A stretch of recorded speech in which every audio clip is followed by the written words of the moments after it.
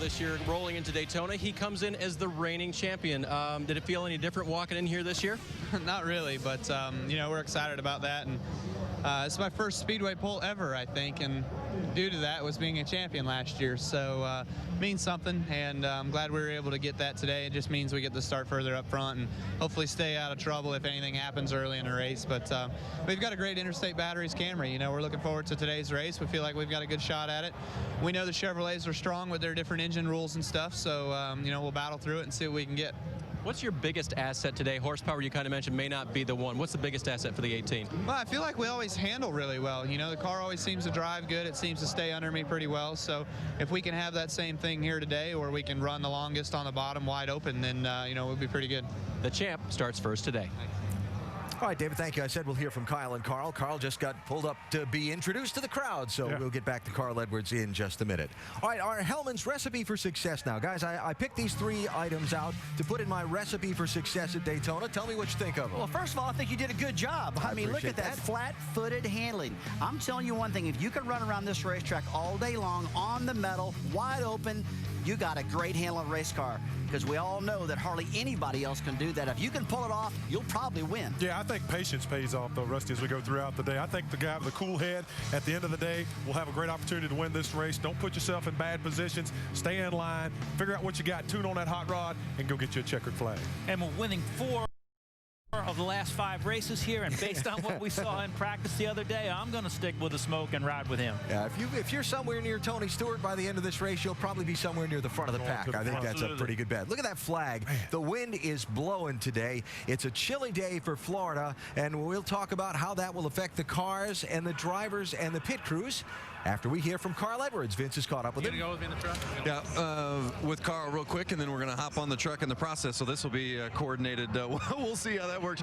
13 laps of practice is all you did today, or all you did this week. You skipped the second practice altogether. Right. What should Carl Edwards fans think about that in regards to how you feel about your car? They should have a lot of confidence. I mean, this Fastenal Copart Ford Fusion is good.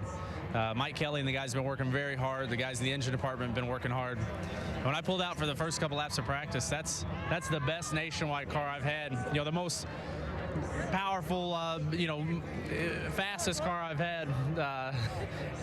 All right, Kyle's not stealing my Ford. I got a really pretty Ford F-150 for me here, but just really excited about this car, this race, ready to get the season started. And I got to say hi to Dwight Laxton back at home. He's not doing so well. He's one of my car owners that helped me get to this point, and we wish you luck, Dwight. You've won 25 times in this series, but never here at Daytona. How would a win at Daytona be different? Be huge. I mean, it's Daytona. I mean, look around. Look at all these people. It'd mean the world to win here at Daytona. So we got to start this championship run right, and this will be the place to do it. Thanks, Carl. He was runner-up in this race a year ago in the closest nationwide Daytona finish ever. Carl Edwards goes off second today, Alan.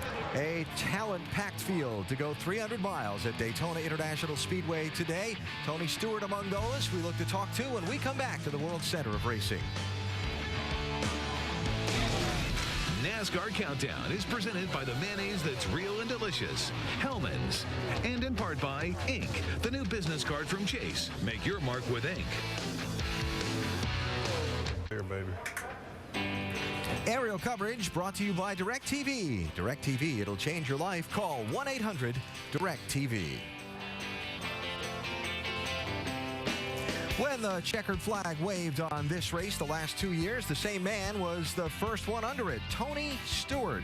Last year, he drove a Hendrick Motorsports Chevrolet, car number 80, and had to hold off a furious charge in the final corners from Kyle Busch. Well, I mean, this was just a heck of a race as Kyle gave him a little bit of a nudge as they go off down in the corner. You thought Tony was going to actually lose it. Look at that car dancing around. Look at his hands bouncing around. Great job by a guy who is probably the best at this racetrack. Stewart will start 32nd today in pursuit of another Daytona win. Doc? Well, Tony, they said Dale Earnhardt Sr. had it. He won here 7 times, and you and Junior both have it. You've combined to win 9 times. What does it take to win here so many times?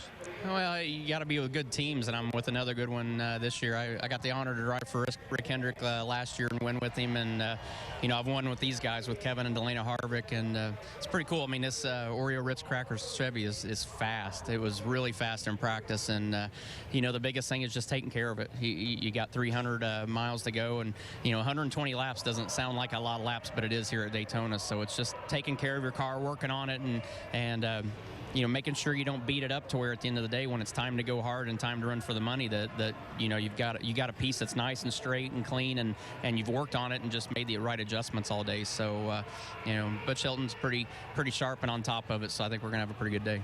Good luck to you. Thanks, buddy. Alan, look for Tony Stewart from 32nd to come out swinging when they wave the green.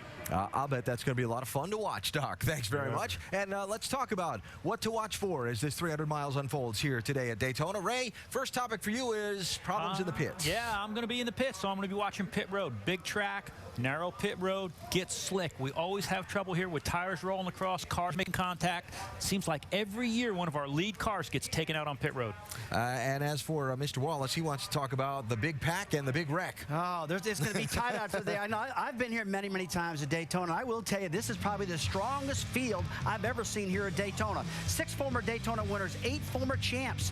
But they're going to be running very, very tight. And because of that, I think you're going to see that. A lot of wrecks. It's really cool here in Daytona. The temperatures are down. They're going to have a lot of grip. That means their cars are going to run side by side. And when that happens here at Daytona, that happens. A wreck. What you watching for? Well, for those of you all returning from the Greenland ice cap, Danica Patrick is in this race today, and it's going to be interesting to chronicle her throughout the day as she runs in these packs. Will she be able to keep up, keep that car nice and straight like we heard Smoke talking about, and get a good finish? I tell you what, she's been smart all week long. Yes, she's proved me wrong every single day. Just like Ray said, she debriefs with her team good. She hasn't wrecked her car yet in practice. She's got a lot of understanding to do yet, because this race, this is the real test.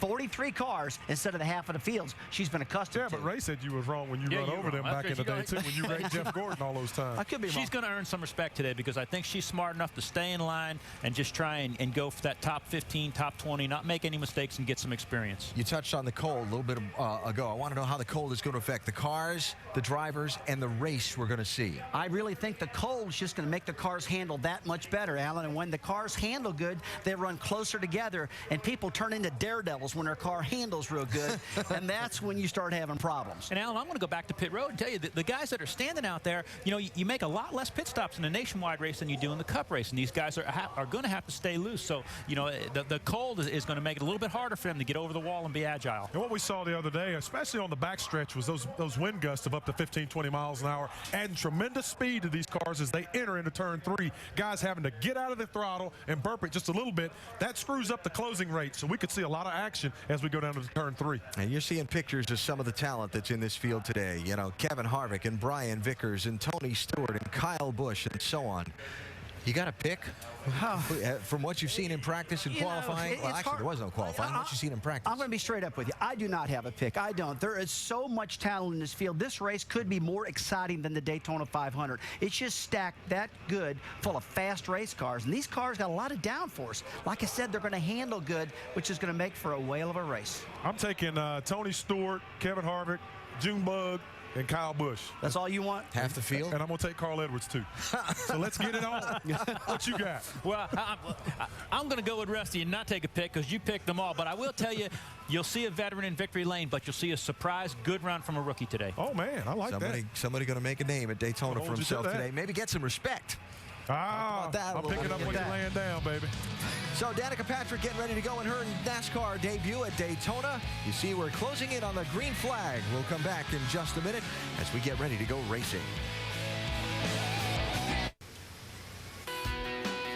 The Daytona International Speedway, to a NASCAR racer as special as Augusta National is to a golfer, as Wimbledon would be to a tennis player. Today, 43 drivers take on these high banks where so much racing history has been written. A little more history to be written today, and all those drivers hoping to be the one to grab the place in the record books as the winner at Daytona today. Pretty cool day by Florida standards. Temperatures in the mid-50s. There's been a pretty good wind blowing. The sun has at least come out to warm some of these fans, and that's a good thing. And I think the action is going to be pretty hot on the track as the drivers go racing around this giant 2.5-mile speedway in big packs of cars with the drafting racing we see here. Let's go trackside for the opening ceremony. Ladies and gentlemen, please rise and remove your hats as the Mainland High School Air Force Junior ROTC Color Guard presents our nation's colors. Please remain standing as Reverend Sonny Goldman of Central Baptist Church of Daytona Beach offers today's invocation. Let us pray.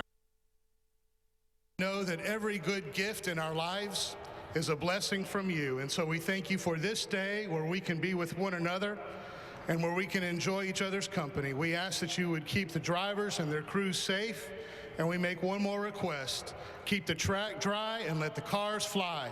Amen. Here to perform our national anthem, please welcome epic recording artist Videra, Kristen May. Oh, say, can you see by the dawn's early light what so proudly we hailed at the twilight's last gleaming, whose broad stripes and bright stars through the perilous fight o'er the ramparts we watch were so gallantly streaming, and the rocket's red glare, the bombs bursting in air, gave proof through the night that our flag was still there. Oh, say does that star-spangled banner yet wave o'er the land of the free and the home of the brave.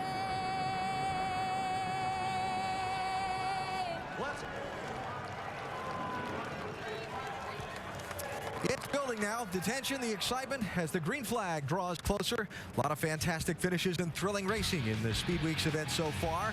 How will this 300 miles unfold at Daytona International Speedway? Over, the distractions are done. You're done talking to family and friends. It's time to rock and roll and just race, man. That's what they've been waiting for. You know, Get out of the way, let's go. Yeah, as an owner, and every time I've been down with my driver, you're always trying to get them to focus on what they're doing, but not suck the energy out of them. You're getting ready for this big event, but you don't want to be exasperated before the flag even falls. Relax and focus. Those crew chiefs are going, get those photographers out of my pits. Let's go.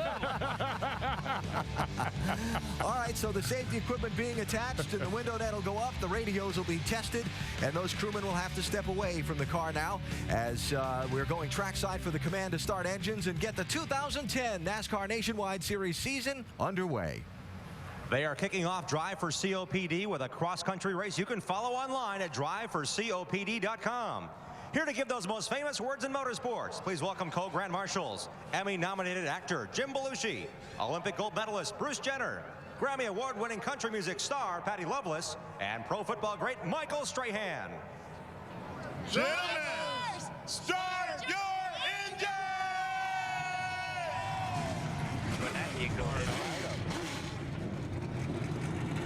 Copy, bud. Good. Yes, sir. Hey. Yeah, 10-4, buddy. Just to let you know, you're about 10 away, right where you sit.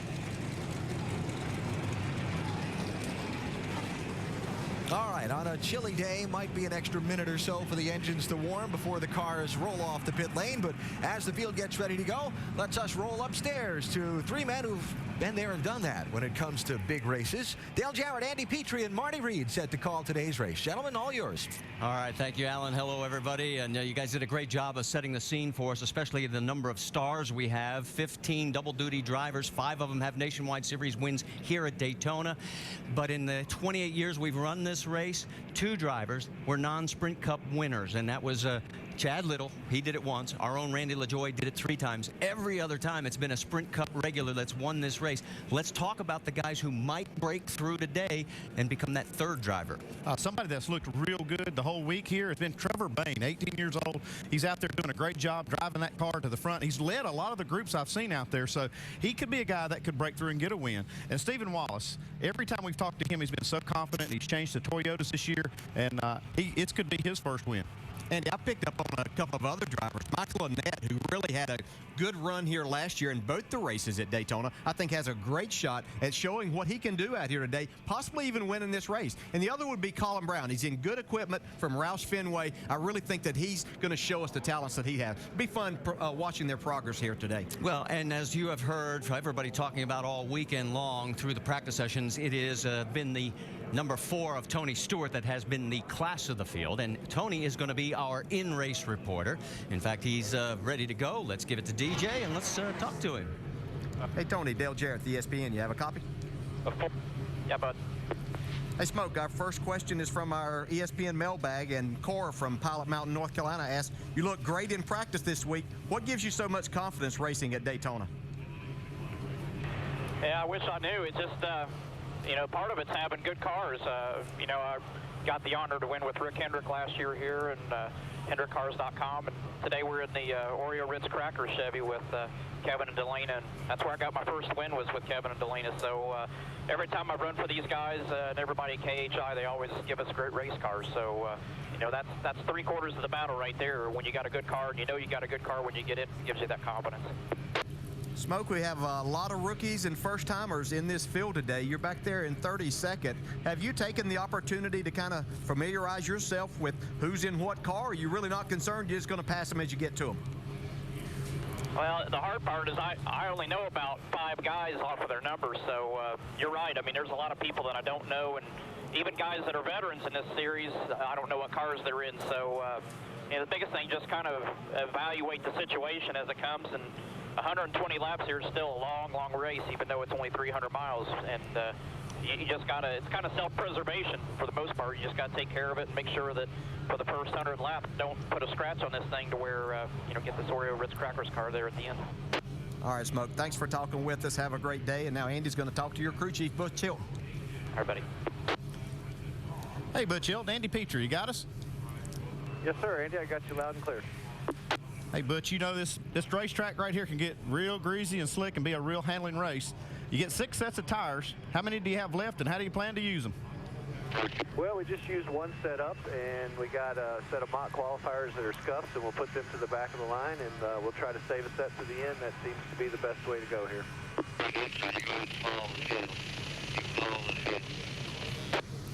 Okay, Butch, we appreciate it. Good luck today. Thanks for talking to us. Yes, sir. Obviously a little audio bleed on their frequency, but I don't think it'll bother Tony, because I think he's going to focus on one thing. All he wants to hear is clear and move to the front.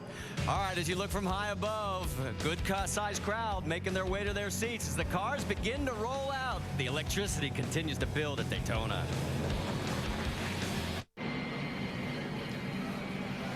Cars on the first of 3 pace laps here at Daytona International Speedway. Our starting grid will come across the top of the screen. We have a couple of history makers today. 2 women in the field, Chrissy Wallace, and of course, that girl in the 7 car, and 4 Wallace family members.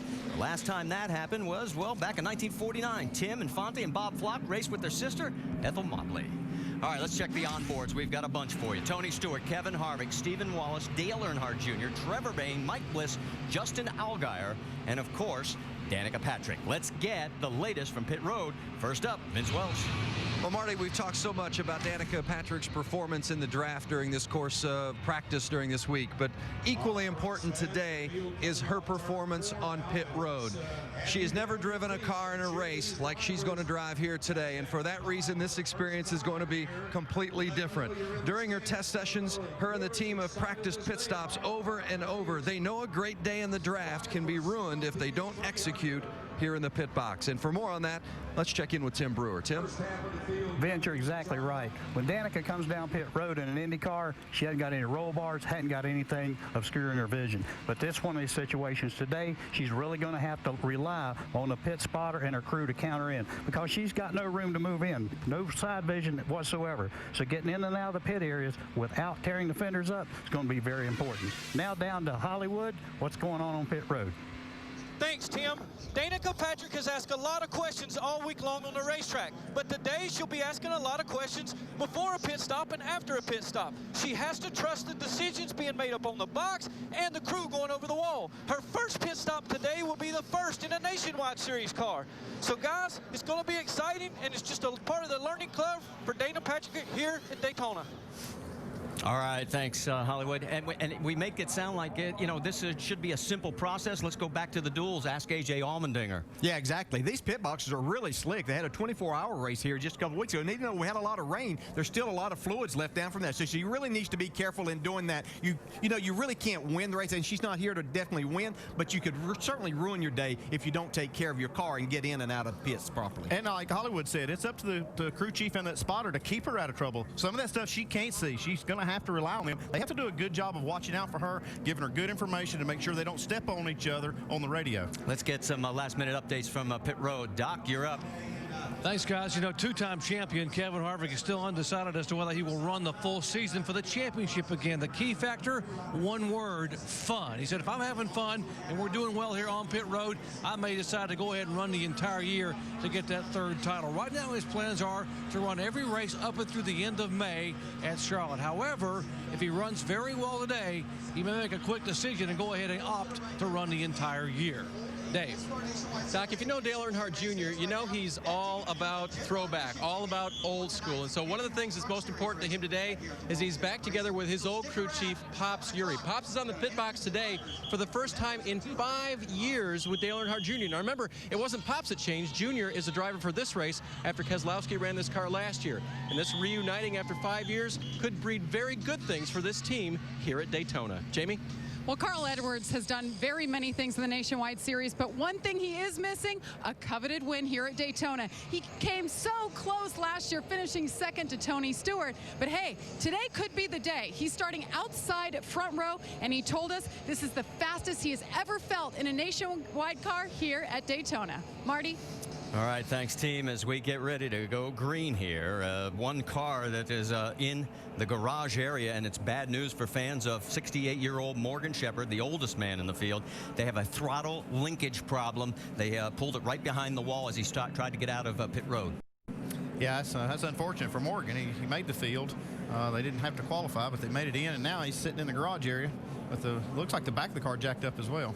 See if he can get out. The pace lights are out, and that means we'll be going green next time by. It was exactly 28 years ago today. The first ever Nationwide Series event was held right here on the 2.5-mile oval. Let's listen in on Brad Keselowski's radio. We hear he may have a problem. Playing around here with the transmission ball. Something in the linkage ain't right. I can't really tell, but when I go into second, it's like it tries to keep going after it's already in gear. Same thing in fourth. Maybe the adjuster is backed way up or something. Not really sure. I'll pay attention to it and let you know. Okay, so it sounds like Brad's got shift linkage problems, and you're shaking your head. Yeah, that's not going to get better as the race goes on. I don't know exactly what kind of transmission and linkage system they have. A lot of them run different ones. But I don't like the sound of that. Sounds like third and fourth gate has a problem. Yeah, you come here this first race, you're so excited about it, and the anticipation of trying to win here. But these teams have worked hard to get prepared, and just sometimes the small details, and they haven't had a tremendous amount of time on the racetrack and haven't been on the track since Thursday. We saw Paul Wolf and the team trying to sort of sort things out. We'll follow that story, as well as Smoke running his way back from the 32nd spot. He gets into the race, courtesy of being a winner from last year, as did Greg Biffle. $2.735 million. It's a record purse for this race, but That's not what the 43 drivers are hoping for. They want to hold on to that trophy. It's been 84 days since our last race. If you need your fix for speed, we're about to go green. Proud of you this whole week, actually the last 2 weeks here. Done a nice job. All the guys did a nice job too, Tony. Nice to be a part of you guys here. Right on. Thanks, guys. Let's finish strong. Butterflies in her stomach have to be the size of a 747 right now. You're at Daytona for your first start. The Ford Mustang pace car brings them out of turn number 4. All the fans here, and look at the size of this crowd, bigger than last year, without a doubt. Pace car pulls off. Here comes the field. Kyle Busch down on the low side. Carl Edwards right up beside him. And the 2010 NASCAR Nationwide season is green.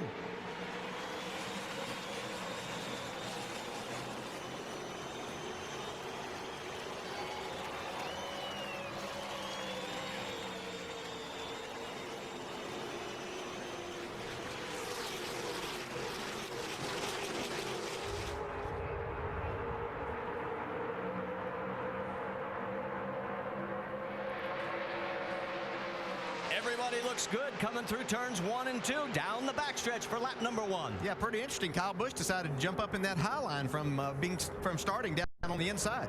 Yeah, he got a good start, so he was able to kind of choose which lane he could go in, and he chose that outside lane down the backstretch. You got to think they're going to run the bottom of the racetrack if they get single file, but that upper lane looked pretty good there for the first lap. Coming out of turn number 4, Kyle Busch, followed by Carl Edwards. Kevin Harvick is in third. Oh, we've got a crash come down out of turn number 4. The 41 car of Chrissy Wallace, making her Nationwide Series debut, has hit the wall hard. 2 other cars had to go down pit road. There's another car spinning as a result, Brad Teague. Yeah, he went sliding down through the infield grass. Chrissy Wallace looks like she has the most damage. Window net down means that Chrissy is A-OK, but the car is definitely not. There's Brad. Brad, the second oldest driver in this field at age 62. He gets it back out. He's got damage to that left front you can see right there. It looks like it actually was a separate incident because that was much further down on the racetrack. Well, Brad, just his momentum carried him down through the grass. He was trying to avoid this. Looked like some cars got together right there towards the back of that pack.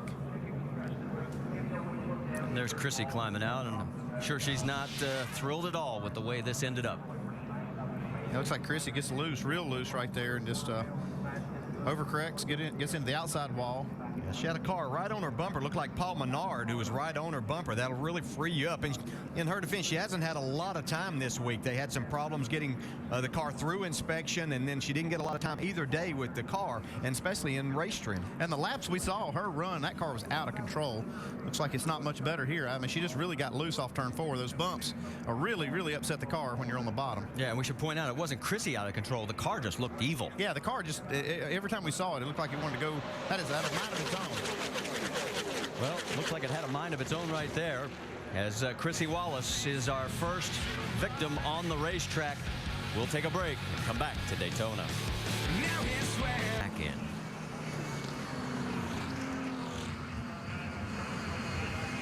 Checking back through the field, Kevin Harvick, we mentioned, third behind Edwards and Busch. Logano fourth, Earnhardt Jr. in fifth. And his team car, Danica Patrick, he has been mentoring her throughout the weekend, giving her as much advice as he possibly could. She has dropped back from her 15th starting position to 18th, and this was not surprising. The crew had said that Tony Eury was going to say, look, just take it easy. If you fall back, it's okay. Yeah, and these starts and restarts are going to be probably the most exciting times that she's going to see, and the things that she hasn't had to really deal with. So getting used to that, and as she gets one or two under these belts, she'll understand a little bit more of it. Vince?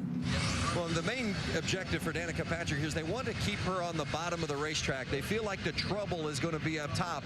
And they said as long as she's comfortable running where she's at, they won't drop to the back. But if she starts feeling uncomfortable, you maybe see her slip back out of some of the heavier traffic. But the main objective, stay on the bottom of the racetrack. Just before they went green, by the way, Dale Jr. came on the radio to her and said, have fun and trust your instincts. So far, Danica said after one lap, albeit one lap, she said, hey, that was pretty good. liked it. So we'll keep our eye on it for sure. All right, thanks for the update, Vince. To check in with Tony Stewart, our in-race reporter. He's moved up from 32nd to 29th. Hey, Smoke DJ, you have a copy? Yeah, bud. Hey, man, you were practicing your Cup car this morning. Now you're in this car. Haven't been in it since Thursday. Is that a big adjustment on your part? Not really. I mean, you kind of remember, just from last year, the package for these cars really hasn't changed. So, just a little bit of riding around you do on the 3 pace laps kind of gets you back to what you're doing and, up to speed. It's like no. All right, man. Be careful. Talk to you later.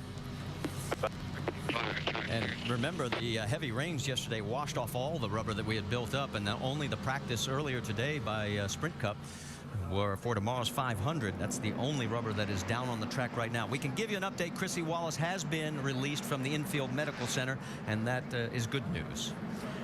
Dave, what's the update on the 22 on Brad Keselowski? Yeah, Marty, I wanted to check with Paul Wolf, the crew chief, and find out if there was any issues with the transmission. Seemed like he got up through the gears that first time. Okay, Paul? Yeah, he said everything felt fine. Wasn't sure under caution or what was wrong. Something in the linkage didn't feel just right, but said it shifted fine up through the gear. So I don't expect there to be a problem the rest of the day. All right, that's good news from the 22 pit. Doc? Chrissy Wallace has walked out of the care center. First of all, Chris, are you okay? Yeah, I'm perfectly fine. Car is not, so. What happened? 98. He's just racing too hard, too early. It was a dumb mistake on his part, and unfortunately, we got taken out. When will we see you again? Hopefully in the next couple weeks. We're hoping so, trying to work on some sponsor stuff. So if we get some sponsors, we'll be back soon. Okay, a tough day and a short day for Chrissy Wallace, guys. And the 98, of course, she's referring to as Paul Menard. He started shotgun on this field in 43rd. He has moved up 7 spots, more than anybody else, and he is currently listed in 36. Kyle Busch again on point. He has again decided to take the low line. Carl Edwards right alongside. And we're back to green flag racing here at Daytona.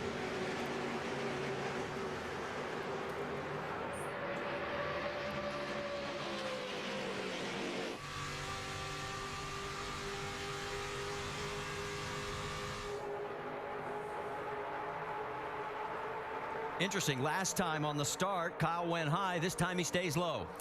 That's because he's got a partner there in Kevin Harvick, and he knows Harvick's car is pretty fast. So he wants to do that. Kyle kind of alluded to the fact that maybe they were down a little bit horsepower-wise with these Toyotas. It sure doesn't look like it on these starts. I didn't see it right there. It looked to me like that's a good gauge of power on these restarts, and that 18 car looked like it had plenty. Look at Carl. Oh, man, he is all over Harvick. And Harvick slides up right in front of him because... look at this. Oh, damn, that was close. Holy cow, look at Harvick. Hey, guys, we're only working lap number 6 here. Oh, man, I'm telling you, that was tight right there. We're talking a matter of fractions of an inch. Yeah, you saw right there exactly what makes these guys so good. That wasn't a spotter telling them clear. That's just pure instinct on Kevin Harvick's part to drive that car through there. It's 2 abreast through turn 2. Everybody, we got Crash up in the corner. The 99 of Trevor Bayne. A couple of other cars are spinning in this. Brian Keselowski. The 26, you're right, Keselowski in it as well, but boy, Bayne got the worst of this one. Oh, man, his car is destroyed. We'll have to see the replay, but I think I saw Danica Patrick make a great move to avoid being a part of that.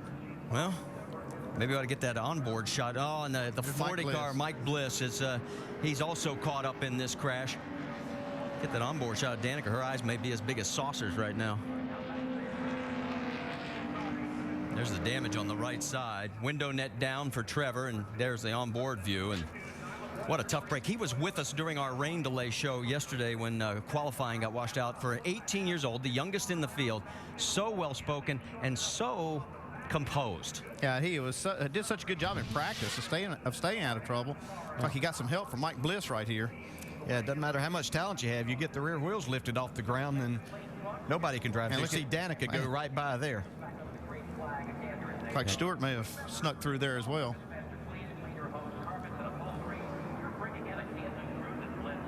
Several other cars sneaking through on the bottom there. Take a look. Yep, you're right. He did get help. Man, that's a hard lick too. See, Danica gets into the back of a car right there. Can't see the number. Oh, nice job. I mean, you see a lot of these other guys, you could see the tires, smoke from them, locking up the wheels. Speaking of smoke, look at him drive right through here in the 4 car. Really a good job. I know this racetrack looks wide, but I promise you folks that whenever something happens like that, you run out of racing room in a hurry. That was a good job by a lot of people coming through there and not making this bigger than what it could have been. That's still a tough break for Trevor Bayne. He had such a good car. All right, let's listen on the radio. No, I don't know how I didn't, but I didn't. Yeah. I don't know how I didn't, but I didn't. Sometimes it's just a higher power, and you're glad that it's there. Still too wide. One's got the bottom closed. Keep coming. Keep coming. That was the view from Mike Bliss's car. Yeah, I don't know if Trevor Bayne was having to be out of the throttle a little bit, but Mike Bliss got on me and just wouldn't lift off. Oh, you're good there inside. Well, there's a point right there where he's touching him, and he has to back off the gas because he's getting sideways. You know, we've heard all of this talk about NASCAR saying, all right, guys, you know, we're going to put it in your hands, but you still have to be smart about it. And in the corners is not a place that you buck around. Now here's Danica's view. Brake check. Little spin up here. Come on down. Come on down. Come on down. Man. Come on down. Great job. Clear up. Clear up. Caution's out. Caution's out here. Caution's out. All right. Well, unfortunately, not only are 2 cars out, but 2 of our onboard cameras were on those cars with the 40 of Bliss and the 99 of Bayne. We'll find out if Bliss can get back out there. We do have some cars taking advantage of this. They're running further back in the pack. There you can see the 16 of Colin Brown as he'll come in, as is also the 81 of Michael McDowell and Paul Menard as well. While these guys take a pit stop, we'll take a pit stop here at Daytona International Speedway, the world center of racing.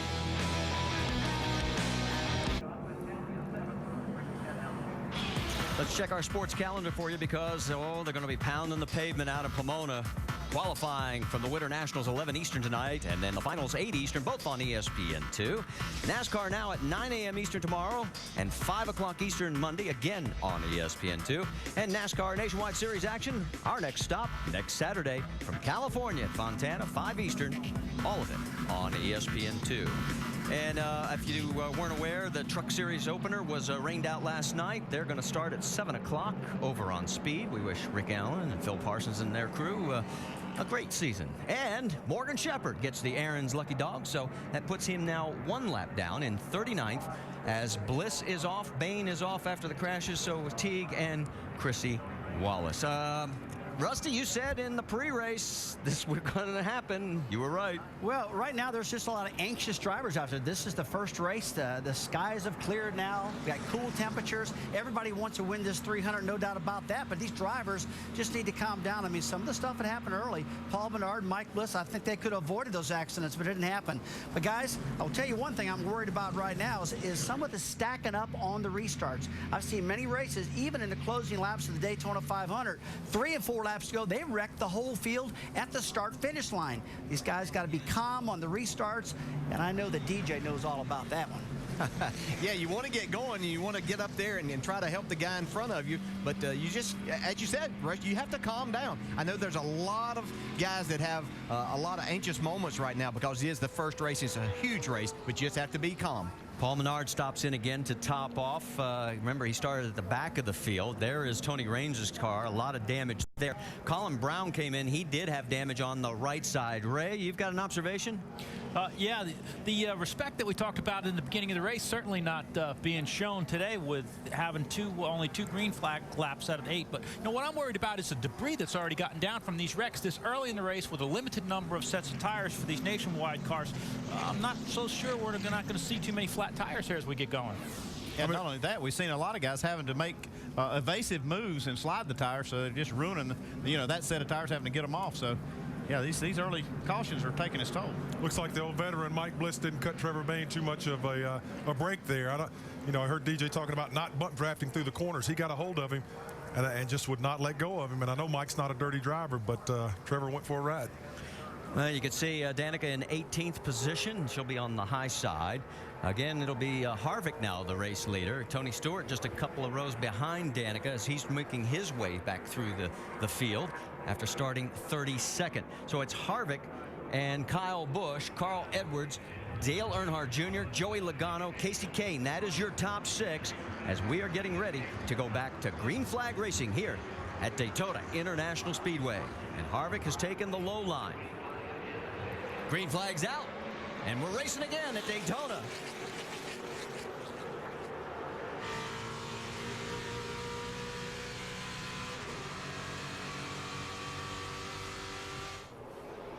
Oh, gonna try 3 wide. Look out, that may not work.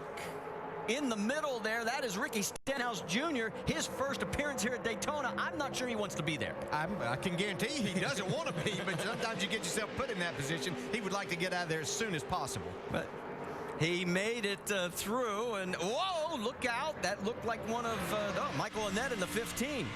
I heard Danica saying, was the race going to be more structured? I don't think so. Pretty chaotic right here.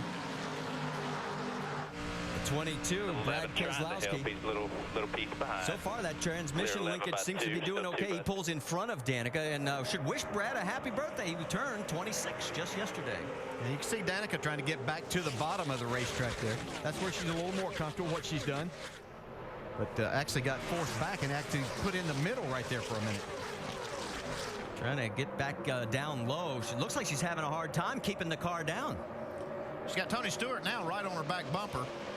She can latch onto that 4 car. She'll go back to the front. Yeah, and I'd have to say maybe her car and a lot of these other guys' cars are looser than what they anticipated from what we saw the last few days practice-wise. Again, there's not as much rubber down right now, so it's going to take a little adjusting. And we've not seen any big packs in practice, and you can't avoid that now. It is one big pack. So far, Tony is staying in pretty much the same location in relationship to Danica. And here comes 3 wide. That's Michael Annett in the middle. Down low, Stephen Wallace in the 66, and Leffler in the 10. Now, the one thing about it with these cars, they're a little more easy to drive, and you can actually go forward in the middle with the aero package that they have versus what the Cup cars and the way that they drive. So if you can get some help, you can make that work. By yourself, though, you're not going anywhere. Down the backstretch as all this action unfolds, Trevor Bayne has been released from the medical care center. Doc is with him. Well, Trevor, very hard hit. What happened?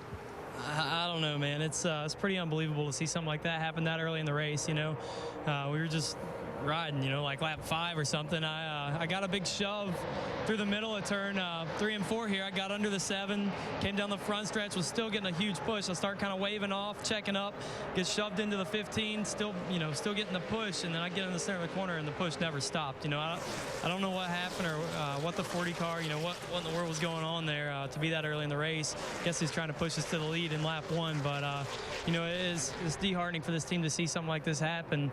You know, sometimes we pray before the race to keep us safe, and that happened, but you know, our prayer to win, sometimes that doesn't get answered, but it's with all the right intentions. You know, so we got to stay strong here and fight back. Got a long season ahead of us here. It's unfortunate to see something like this happen this early in the season, this early in the first race. We'll see what we can do with it. Very tough day for a talented young driver. Marty? Thanks, Doc. It is a tough break for the 18-year-old, but he's got many more great days ahead of him. Look at the top 5 here, folks, as they come through. They're trying to pull away from the group. It is Harvick, Earnhardt, Edwards, Logano, and in 5th, John West Townley in that Richard Childress car. Well, he's doing a great job up there. He started up front. He stayed up there. That Childress car has got good power. Yeah, they've always had good stuff here between their cars and the power that they make, and John West is doing a nice job right now. Coming down the backstretch, you can see that Danica Patrick has dropped back to 34th, and they said if the comfort level's not there, go ahead and do that. Get to that first pit stop and make changes on the car. We noticed that she was looking like she was hunting up the track. Let's talk a little bit more about John West Townley. He has got Kyle Busch closing in on him for 5th. So, guys, this is a good team, as mentioned, behind John West Townley. This is the group that ran the 29 car last year with veterans Clint Boyer and Jeff Burton at the wheel for most of the races. Quite a different challenge for crew chief Dan Deringhoff in this group, working with a young, inexperienced driver. But Deringhoff told me in the test sessions that they did, he was pleasantly surprised with the ability of John West Townley. He had 10 DNFs last year, and that was goal number 1, finish races, be there at the end. So far, he's doing a nice job here in the early going. Well, he did a nice job last week also in the ARCA race. He came home 3rd in that event. but he may get an education from Kyle Busch here pretty soon on the aerodynamics of Daytona. Yeah, and it's a learning experience for him too to be in this. He'd never had a car this good in this series, so that's going to help his learning curve even more. So we may see things that we may say, well, that might surprise us a little bit because of what we've seen from him in the last couple of years, but you get in good equipment, you can show a lot more. These 6 cars have checked out on the rest of the pack by 1.2 seconds. Well, they're running single file, and you see this second group now, 2 by 2. That's Justin Allgaier, last year's Rookie of the Year in the 12 car, leading this second group. I can promise you there are a lot of guys hollering on their radio of adjustments they're going to want because they just have not been in a pack and situation like this all week long. So now their cars are doing things differently than what they anticipated. Yeah, riding with Justin Allgaier in the 12 car. He's got his teammate, Brad Keselowski, in that 22 now, moving his way to the front. In that second group with Allgaier, it's Brad Keselowski, Casey Kane, Brian Vickers, and Ricky Stenhouse Jr., Greg Biffle. And we mentioned the fact that Danica was going to go where the comfort level was. Well, she has dropped back. And stay with him. There you go. Stay with him. Try to help him.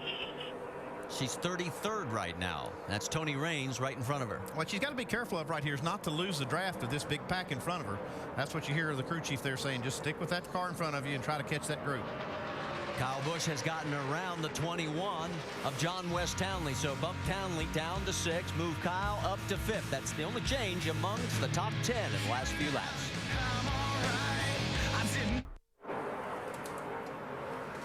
Welcome back to the NASCAR Nationwide Series opener here at Daytona. Make sure to go to NASCAR.com for all your latest NASCAR information. You're looking down at the top 6, led by Kevin Harvick. Can tell you Michael McDowell during the break had to come back in. He lost a tire, did not bring out the caution, but he now finds himself 4 laps down. No starting parks so far. 4 cars either off or out. Bliss, Bain, Teague, and Chrissy Wallace. How about the guys who have dominated here? The last 8 February winners. 4 by Tony Stewart. Dale Earnhardt has 3. Kevin Harvick has 1. And here comes Tony. Remember, he started 32nd. He's now 11th. Junior 2nd. Harvick 1st. And about the rest of the others in this pack, let's check in with Dave Burns. Dale Earnhardt Jr. this week has been talking about how good this race car feels to him, how it's been turning, how it's been responding. And I asked Pops Yuri about it this morning. He said, well, you know what?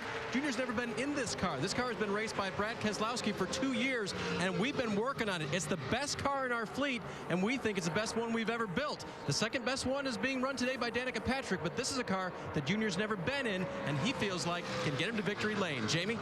And behind him is Carl Edwards. Before that last caution flag, Carl and Kevin Harvick had a close encounter. Carl came on the radio and said, man, he almost wrecked us across my hood. Guys, let's remember that for later in the race. Carl's car right now, okay, as he runs around 3rd. Marty? 117 combined Nationwide Series victories among the top 5 drivers right there in your picture. There is the second pack, and look for the number 4 of Tony Stewart. He is now leading that pack. Stewart has moved up to 7th. He is without a doubt the biggest mover, along with Paul Menard. They have each picked up 25 spots. Menard is a little bit further back still, but he also is coming. He has moved up to 17th position. Look for the 98 and you'll find him. See the tape on the nose there where he got in that little contact with Chrissy Wallace on the first lap. It's Michael Annett right in front of him. And Annett's been looking good all week here at Daytona. And just to give you an update there, you can see Danica is now 13 seconds behind. She started 15th, running in 33rd. As she's still a long way from going a lap down, but she has lost contact with that pack. Let's get more from Dave Burns. Marty, looking at the 98 car of Paul Menard, he was not one of the cars whose teams negotiated for points in the offseason so that he had something to fall back on in case it rained out qualifying. So when rain did come on Friday and qualifying was blocked out, Paul Menard was in a position to go home. Fortunately, team management got involved, did a little negotiating with some of the guys who maybe weren't going to run the whole race here today, and got Paul into this field. Remember, their plan is to run the entire season this year and to run Paul for the championship. So they had a lot at stake and a lot of reason to negotiate with some of the other teams. I love the term negotiating. On board with Justin Allgaier right there with the 43 of Scott Lagasse Jr. And he was one of the best looking forwards early in the first practice. Lagasse, of course, lost his ride midway through last year right after our August race in Iowa. And the 43. And as you can see, we're going to open up here to give you perspective on the track. There go the race leaders underneath. Then that second pack with Tony Stewart leading the way there in 7th. And there is the third group, and Danica Patrick all the way back there trying to get back into it. She's 34th now, Vince. Well, as DJ and Andy suggested, the handling becomes more difficult the deeper you get into the fuel run, and Danica's handling on this car is going away some. Says she's got a significant push in the dog leg, and the car's loose coming out of turn 4, and she's having trouble keeping it from slipping up the track. So obviously they want to keep it down on the yellow line, being more difficult to do. Her spotter, Chip Ross, encouraging her, stay in the draft with the cars in front of you, but she's got a car that's not to her comfort level right now. And we saw that, guys, a couple of those laps where she was starting to drift up the mountain, going up the hill. All right, let's go back to the lead because as Danica tries to maintain station and get to that first all-important pit stop, Tony Stewart is pulling the second group into contact with the first group. Yeah, it won't be long. He'll be up there in that lead pack. Right now, he is 2.2 seconds back from Kevin Harvick.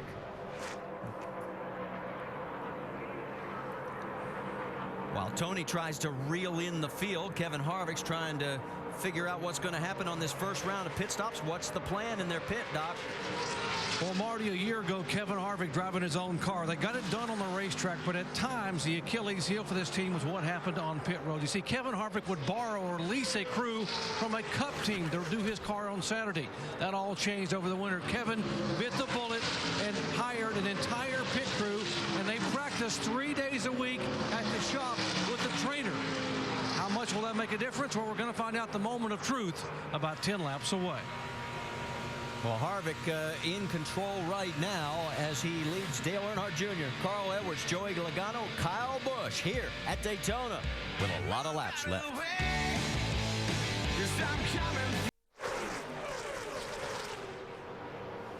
Back here at Daytona International Speedway, where Kyle Busch has jumped up to second position while we were in the commercial break, and Tony Stewart has brought the freight train along with him. Look at this group that is tightened up here at Daytona at the top 4. Take a look from high above, get you the perspective. Our aerial coverage brought to you by DirecTV.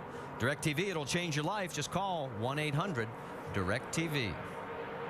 So let's reset it for you. It's Harvick, Kyle Busch, Joey Logano 3rd, Junior is 4th, Dale Jr., Carl Edwards 5th, Tony Stewart is now 6th, and in 7th is Greg Biffle.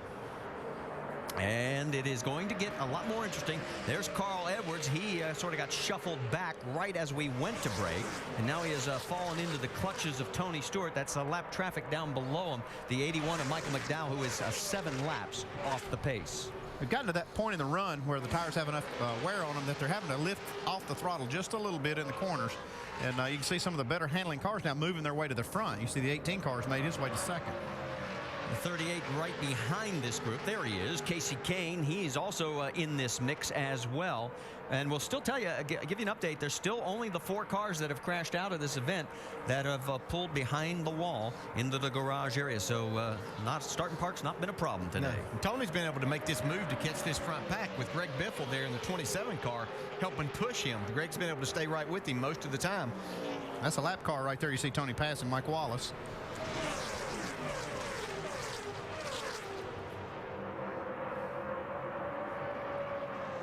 Biffle gets under the 01 as well.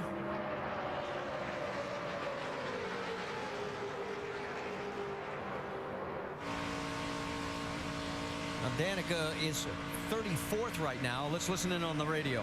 I'm trying. He got such a big loss of speed out of 4 that I could pass him, and then, you know, it's just one or the other. Yeah, when that happens, neither one of you got enough help where you can do anything, so when that happens, you just got to roll up out the throttle, touch his bumper, and push him. Because you're trying to catch that pack in front of you. Y'all trying to work as a team together to get back up there. Okay. And if the first time she does that, I guarantee you she's never done that in an Indy car. Well, she's finding a lot of things They don't here bump today. No, they don't. Okay, we're getting closer to pit stops here as we are working lap number 37 of 120. And your race leader is Kevin Harvick, but this one is far from over.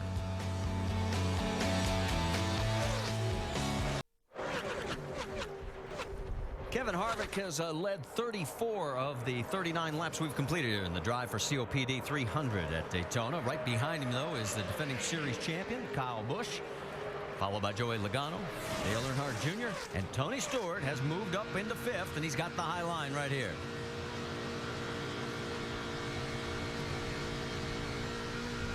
Yeah, Tony's been on the bottom of the racetrack most of the time, but sometimes you stay down there that long, you'll wear that right front tire out a little bit. So Tony may be moving up to free his car up just a little. See, as he's going by Joey Logano here, gets a nice pull. Yeah, you see Logano losing a couple of spots. That's usually a product of having to get out of the throttle, coming off the corner previous, and you lose so much momentum down the next straightaway. So a lot of cars, a lot of drivers out there struggling with the handling. And you want to know why we talked about Tony Stewart, Kevin Harvick, and Dale Earnhardt Jr. with the last 8 wins? Look where they are.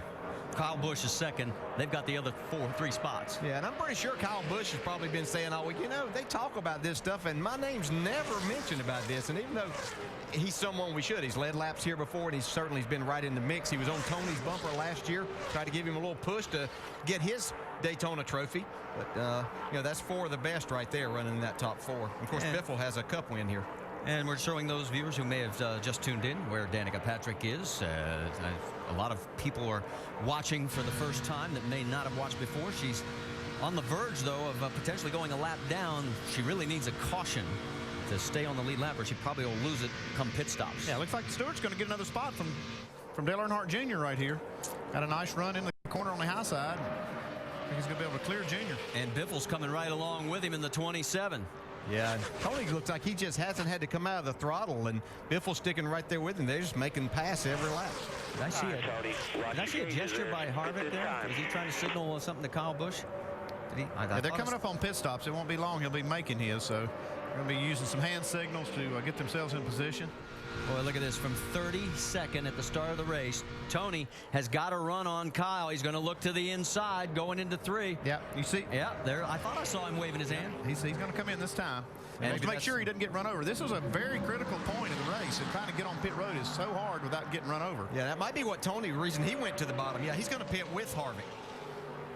So the teammates, car owner Kevin Harvick and his driver in the number 4, Tony Stewart, will come down together. So will Greg Biffle, Dale Earnhardt Jr., and Carl Edwards. Doc, it's all yours. Let's see if Kevin Harvick's offseason investment in the pit crew does pay off. He said 4 tires, guys. No adjustments. The car is that good. Dave. The 4-car of Tony Stewart says it feels like it's sagging on the right rear. Needs to be popped up a little bit. They talked about a track bar adjustment, but then Smoke waved off on that and said, I want to go for wedge. 4 tires for him. Dale Earnhardt Jr. in as well with a loose race car. They'll fix that. Jamie? Carl Edwards says he's just a tick tight. He actually has to lift coming off 2. Wedge adjustment, air pressure adjustment, 4 tires. He wants a room temperature bottle of water, and he's down and away. Oh, he stalls it. Uncharacteristic of Carl Edwards. He is down and away, guys. It looks like you're having some trouble getting the cobwebs kind of blown out here. All the pit crews, a few mistakes, and now you see even a mistake by Carl Edwards. Yeah, we saw the tire roll off from Tony's crew. They were able to get it back before he pulled out, so no penalty. Now, John West Townley, watch the 21 back of your screen on the left side, and he ran out of a little bit of racing room there, and boop, see well, he did need to be up beside that 6 car. He used to follow him in there. Jamie, let's check in with you on this. Oh, we have a couple of teammates, Braun Racing teammates pitting now. The 38 is, of course, Casey Kane. He says his car is just a tick tight as well. 4 tires, fuel, and they're going to make an air pressure adjustment. The 32 of Brian Vickers, his teammate, we'll see him in this car 8 times. No adjustments, says the car is handling great. They're just down on speed. 4 tires for that bright yellow car of Brian Vickers. And we can tell you John West Townley's going to get a pass through for running over the cone. He was 11th when he came into the pit. So that's going to hurt him there. And you can see we still have Kyle Busch and Joey Logano, Brian Vickers, Casey Kane, Michael Annett, Scott Riggs. These guys have yet to pit. Let's check in once again with Doc. And here's Joey Logano on pit road. They are going to make a chassis adjustment. Joey said this car is in a 4-wheel drift in the corner, a 4-wheel slide. He said free it up a little bit so I can get the car to turn and be consistent. He wanted to wait a lap or 1-2, uneventful stop for Logano. So as Joey comes back out, right behind him there you see John West Townley as he is doing his pass-through penalty. And we're waiting to see when Kyle Busch will drop below the line to bring it in for his pit stop. And that penalty was for hitting that cone. You can't hit that cone. That signifies where the pit road speed starts. Here comes Kyle on the pit road now. So as the 18 comes in, we get word that the 62 of Brendan Gaughan is going to get a penalty for a pit road equipment violation. Let's check in with Dave Burns. 18 of Kyle Busch is in now. What he wanted from the car, it actually got pretty balanced over that run. The nose was floating at first, but then the tire wear caught up with it, and it was fairly balanced. But that chassis adjustment in the back window, that's to help the car be a little bit freer at the start of the run. Just a little bit looser so it comes around better in these turns. Brendan Gaughan goes by for his pass-through penalty, and off of pit road goes Kyle Busch. Pretty darn good pit time there, 15.2. Yeah, no problems right there. Everything looked pretty clean. He's going to have to blend in with the cars now that did pit. You see Danica Patrick now making her first green flag pit stop. Away. Right there, 4,000. She looks like she's running awful fast pit road speed. I don't know. We'll see. And you're 15. And you're 10. 10 away, right around this black car right here. 5, 4, 3, right here. Nice easy. Come on. Looking good. You're going to stop right there, baby. Good.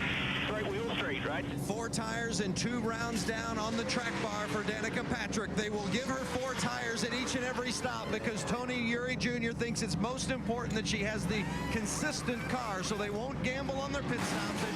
Go, go, go. Easy, easy, easy on that motor. Easy. You're good. Just go get all you get. Left after the deal. Left on the yellow. Left on the yellow. Left on the yellow around turn 1. She's used to hammering the throttle because they got rev limiters over an IndyCar. Yeah, you got to be careful when you drop that jack and you rev that thing up. You can, a couple things. You can break some of the drivetrain parts, and you can also over rev the motor. Even though they do have rev limiters also, you still have to be careful with it. Yeah, but these things are so hard. They have such a high gear in them, and they're hard to get going out of that spot. As we see a battle here now. This is all the guys right up front after these pit stops. Joey Logano, Greg Biffle, followed by Carl Edwards. You've also, well, pick your favorite driver because they're there. There's Smoke, the 88 of Dale Jr., the 33 of Harvick, and the 18 of Kyle Busch.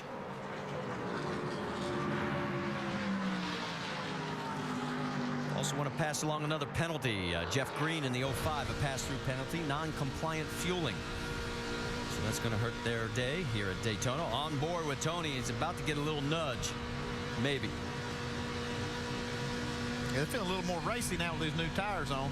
Yeah, everybody feels like Superman for a few laps there. You get that, especially after you've run almost 50 laps with those tires before. Of course, a lot of these guys are like Superman. How about Biffle? Yeah, he's gained 24 spots now. And as you look at this group, we got to point out, don't forget, Tony Raines, Joe Nemechek, Eric McClure, Sauter, they have not pitted yet, and there is Tony.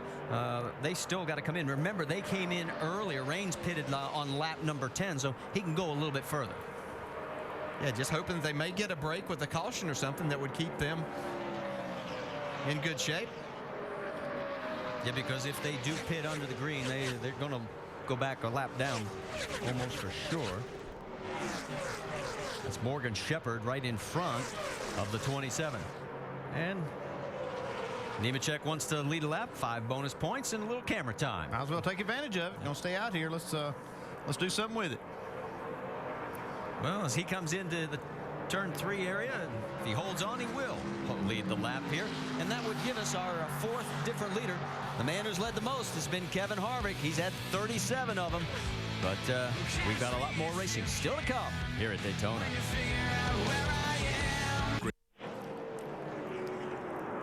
Fluid right rear spun out. We have come back from a commercial break because Mike Wallace in the 01 has spun it here at Daytona and has brought out our 3rd caution. Yeah, one thing that's done now, we had a few cars that had not pitted yet, so we're kind of in the middle of the cycle. Danica Patrick found herself a lap down, but she should get the lucky dog free pass right here because she's the first car lap down. Well, and the 3 guys this really benefits also is Nemechek, Raines, and Sauter.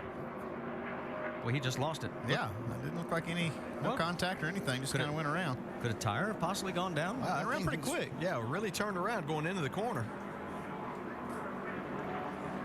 Well, he did manage to keep it off the wall, but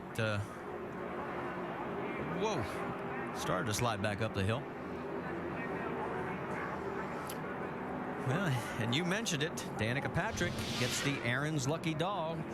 So the race gods are smiling on her early as she'll get back on the lead lap here at Daytona as we are working lap number 52 of 120. Yeah, that's a big break for her, but they really need to go to work now and try to get her further up in this line, and she needs to probably be a little more aggressive. At the end of the run, I felt like the balance came back to me. It was like it started off okay, and then it went to oversteer for a while, and then it went and balanced out at the end.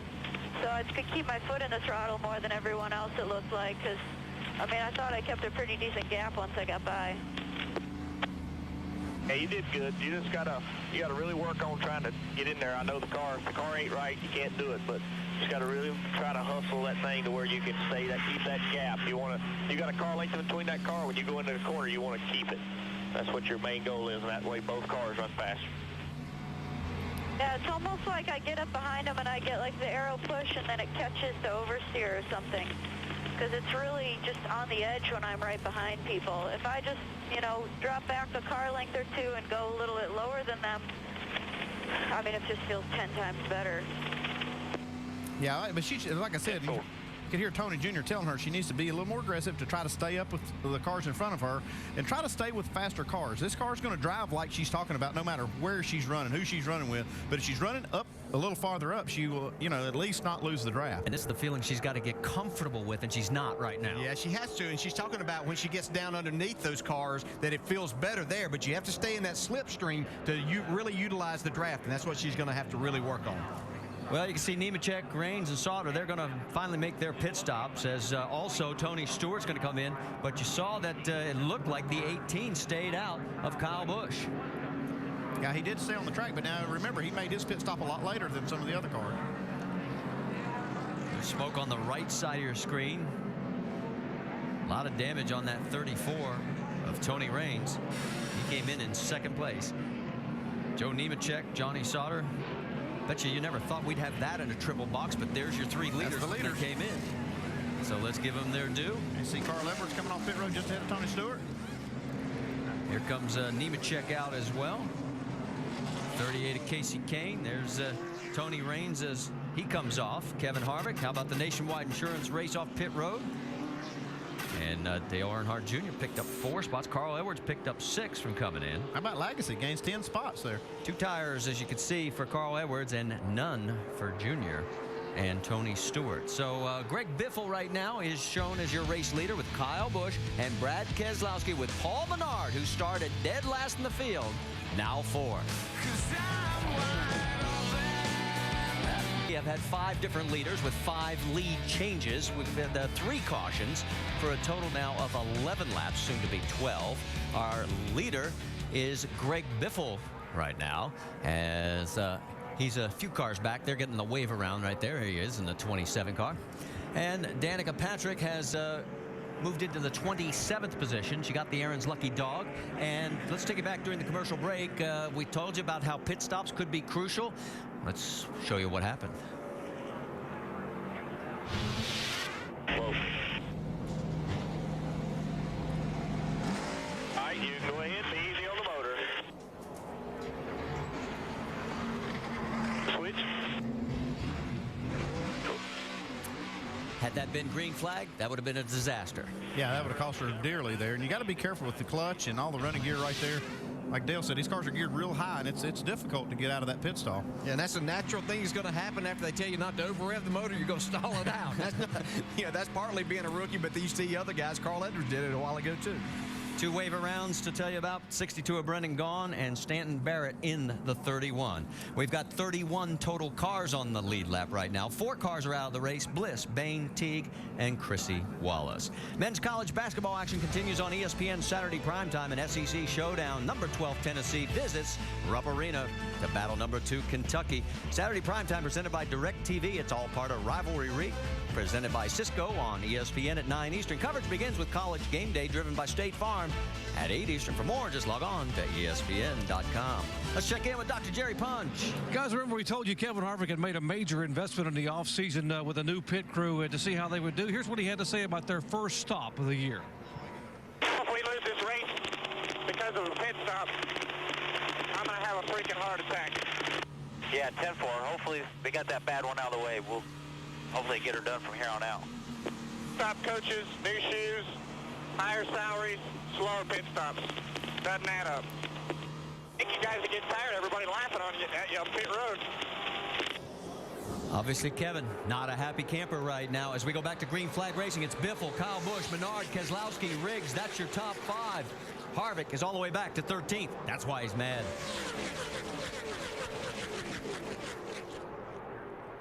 He was one of the cars there that took on 4 tires, a little different strategy than what some of these other ones did that had just been in not too many laps ago. Keep an eye on that 6th place car, Scott Riggs. Remember, this is an unsponsored race machine right now. We talk about opportunities to bring on a sponsor. You do real well in this race. It has a tendency to get people's attention. Well, that's certainly why they're here, hoping that they can have some good things to happen where they can get some dollars to fund this team and continue to race. Looking further back in the pack, Danica still trying to find that comfort level. She's still leaving about a car length and a half before she gets up underneath somebody. Yeah, and that's just something that takes time and experience to get used to what you can do with this and what you have to do if you're going to continue to hold on to that draft.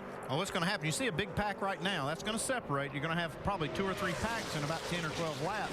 She needs to make sure she's at the head of these things so she can stay with the faster cars. She needs to try to be more aggressive in this situation. Coming down the backstretch now, still Biffle holding station. Brad Keselowski and Kyle Busch duking it out for 2nd and 3rd. Riggs doing a real nice job in that 09. He's tucked down on that low line. Here comes Junior to the middle of the racetrack. If somebody goes with him, here comes Smoke. That'll give him some help. It's Menard that may be left out on the high side. Yeah, when you see drivers like this go to that middle, most time you say you don't want to be there, but they'll generally get some help, and it makes it look like that really works well. Paul Menard saying, fellas, what'd you do to me? What did I do? He had worked his way all the way back up to 4th, but now he's getting the NASCAR Daytona shuffle all the way back as, boy, Scott Riggs now up to 4th. And you see Kyle Busch jump to that outside to get that push from Dale Jr. and Tony. See Scott Riggs, yeah, he's made up 35 spots since the start of the race. Just real impressed with the leader of this race, Greg Biffle, and this race team. They've been fast the entire time down here. Remember, that's Baker Curb Racing as he'll be running a limited schedule with them. And right now, out in front, back, there's checking in. There's Brendan Gaughan right behind Danica Patrick. Eric McClure on the high side. And you talked about losing contact. There's a lot more gap there from the last time we checked. Yeah, she's doing what she needs to do there. She cars in front of her had to get out of the throttle. She took advantage of it. She was 3 wide for just a moment. That's what she needs to do right now. Look at Kevin Harvick in the 33 trying to slice up the middle. Let's get an update on Kyle Busch as we watch all this action from Dave Burns. Marty, sometimes the only way you can win at Daytona is to get partners to work with. But what if you're Kyle Busch and what if you've been feeling a little lonely out there? Listen to his radio. Why is it that it seems that I have nobody that wants to work with me? Because they're already scared to death you're going to beat them. They don't want to help you. Well, Jason Ratcliffe, the crew chief, told me this morning that getting this car to handle is the most important thing. You heard Kyle talk about that in our countdown show today. If they got a great handling race car, he's already proven he can keep it at the front of the pack. If he can just get someone to help him a little bit. Well, it looks like another car has gotten shuffled to the middle as Carl Edwards got underneath the... Looked like Scott Riggs and sort of pushed him back a few spots. Yeah, I think Scott Riggs is thinking the same thing Kyle Busch is. I want somebody to work with me here. I got a good car. I'm up here. And they just hung him right in the middle. Yeah, I can tell Kyle Busch, when you set all the records that he set last year, people get a little bit envious of things like that, so they're probably not going to be too willing to help him add something else to his resume. How about Brad Keselowski in this 22 car? He's come all the way from the back now, and he's got this thing really going toward the front. Transmission linkage. Thought they were going to have a problem right at the start of the race. It has not reared its ugly head. He is in second spot, side by side with Kyle Busch. Right behind him, Carl Edwards in the 60 and the 88 of Dale Earnhardt Jr. And there is Tony Stewart right behind the 88. Yeah, looking at this 22 car, Brad Keselowski up there, I think we all questioned a little bit, how strong would they be? Adding a second team over there at Roger Penske's in the Nationwide Series, did they have the people and the resources to get it all done to come out here strong? I think he's answering our question. Dave? And DJ, they pulled from a number of different teams, including CGM Racing, JTG Racing, Baker Curb, Hendrick Motorsports, KHI, and put together a really solid group for this race. But they said one of the most important things was Brad's presence at the shop. He knows these race cars. He spent time with us, and he's the one who's got us most pumped up about coming to Daytona. He's pumping that throttle pedal right now as he and Kyle Busch try and track down our race leader, but those three are trying to pull away. Looking in again on Danica, and not close enough to do any bump drafting yet, and that's going to have to be the next stop on her learning curve, is to get up tight enough that she can push somebody. It looks like they've got her car handling a little bit better, though. She's a little more aggressive this run. Yeah, she's doing what she needs to do right now. She's still right there in that big group of cars. Speaking of a big group, look at this group. You got Three wide for a minute. Yeah, Smoke was pushing the 88. Here comes Carl. And on the high side, looks like we may have another lead change as if it can hold on at the stripe. As Brad Keselowski looks like he is going to lead this lap, and that will give us our 6th different leader. Contact there between Michael Annett and Casey Kane in that 38 car. And they're still 3 wide. And there is a lot of skating going on. Michael Annett's the only hockey player in that whole group in the 15. Yeah, Casey told us in the pre-race show that his car wasn't to his liking, and I'm not sure they've gotten it there yet. Well, there's teammates right there, the 38 and the 10, and oh, got a tire rub, it looks like, right in front of him. Yeah, that's Michael Annett, and I think maybe that left rear might be rubbing a little bit after that contact. Also in this mix, the 32 of Brian Vickers, as you can see him there on the high side of the track. Let's get an update on his situation from Jamie. He actually has a very damaged race car on those last round of pit stops. It was Bobby Gerhardt who checked up in front of Brian Vickers and smashed Vickers' nose. The good news is his temperatures are good right now, and even better news, he can still use the bumper, and he's just going nothing but forward, Marty. Did you see Stewart go sideways? Whoa, manages to wheel and steer it back on course. But I think my heart was fluttering. I don't know about his. Just another day at work for him. Yeah, he probably said, what are you guys talking about? Check it out. There we go. 3 wide. This is right behind Tony. 27 of Biffle's starting to get pushed back a little bit. He's got no help. He's hung out on the low side. Hey, what we're seeing, these guys have been able to make some adjustments on these race cars, and they're getting a lot more racy now, which makes it a lot more fun for everybody. Well, we have passed the halfway mark. And they're still sliding, though. Still got a lot of racing to go, but you're right. They have picked up the tempo as far as the aggressiveness is a concern.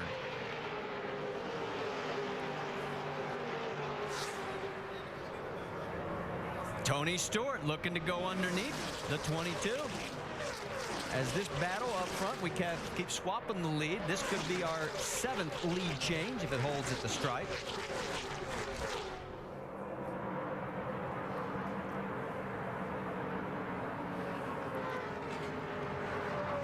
Coming down that backstretch, heading for turn number 3. Check out how far Harvick has come now. Restarted 13th, going for 2nd for Brad Keselowski right now. And he's underneath him, you're right, the 33.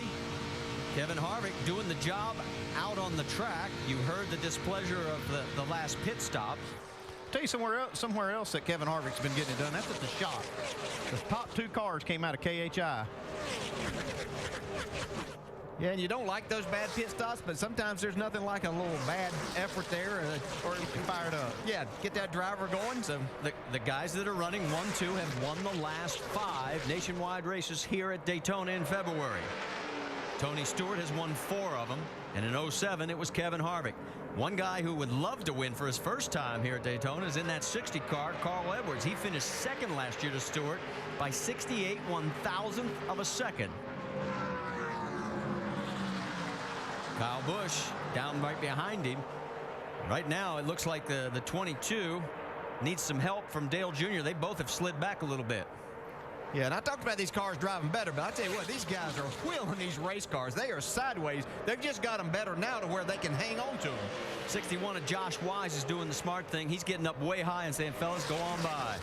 And that's exactly what they're doing. There's their top 5. We have passed halfway, but the fun is still more to come.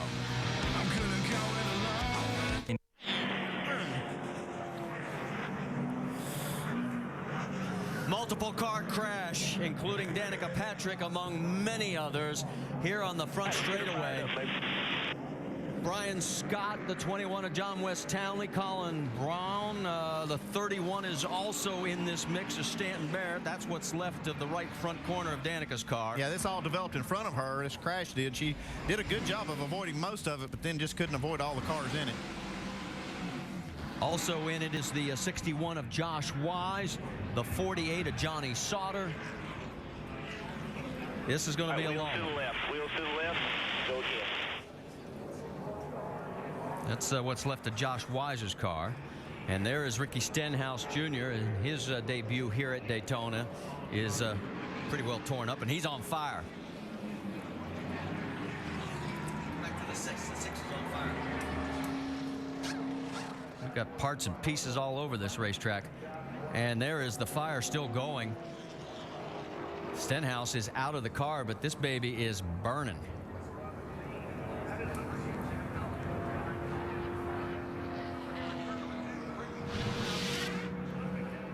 Okay, lower portion of your screen. You can see just a little bit of misjudgment there. Yeah, that was a lap 61 car. got turned. Josh Wise was a lap car, and she had nowhere to go. Yeah, she just, I mean, gets by that car right there, but there's just nothing. I know it looks like room, but you're traveling at a high rate of speed, and she almost made it. Take a look from another angle. A little lower this time. See all of this develop right there, and as these cars start sliding, more cars get involved. You just hope that a hole opens up for you. 10 of Leffler, boy, they had high hopes for this season. It's not going to start off the way they had wanted. You had 2 of Roush's cars involved in that. Stenhouse and Colin Brown both involved. There you go. Okay, let's go on board and listen. Doing a nice job. Still clear by 3 from behind. Being in front of you. Back it down. He's up here against the wall. Up here against the wall. He's against the wall, against the wall, against the wall.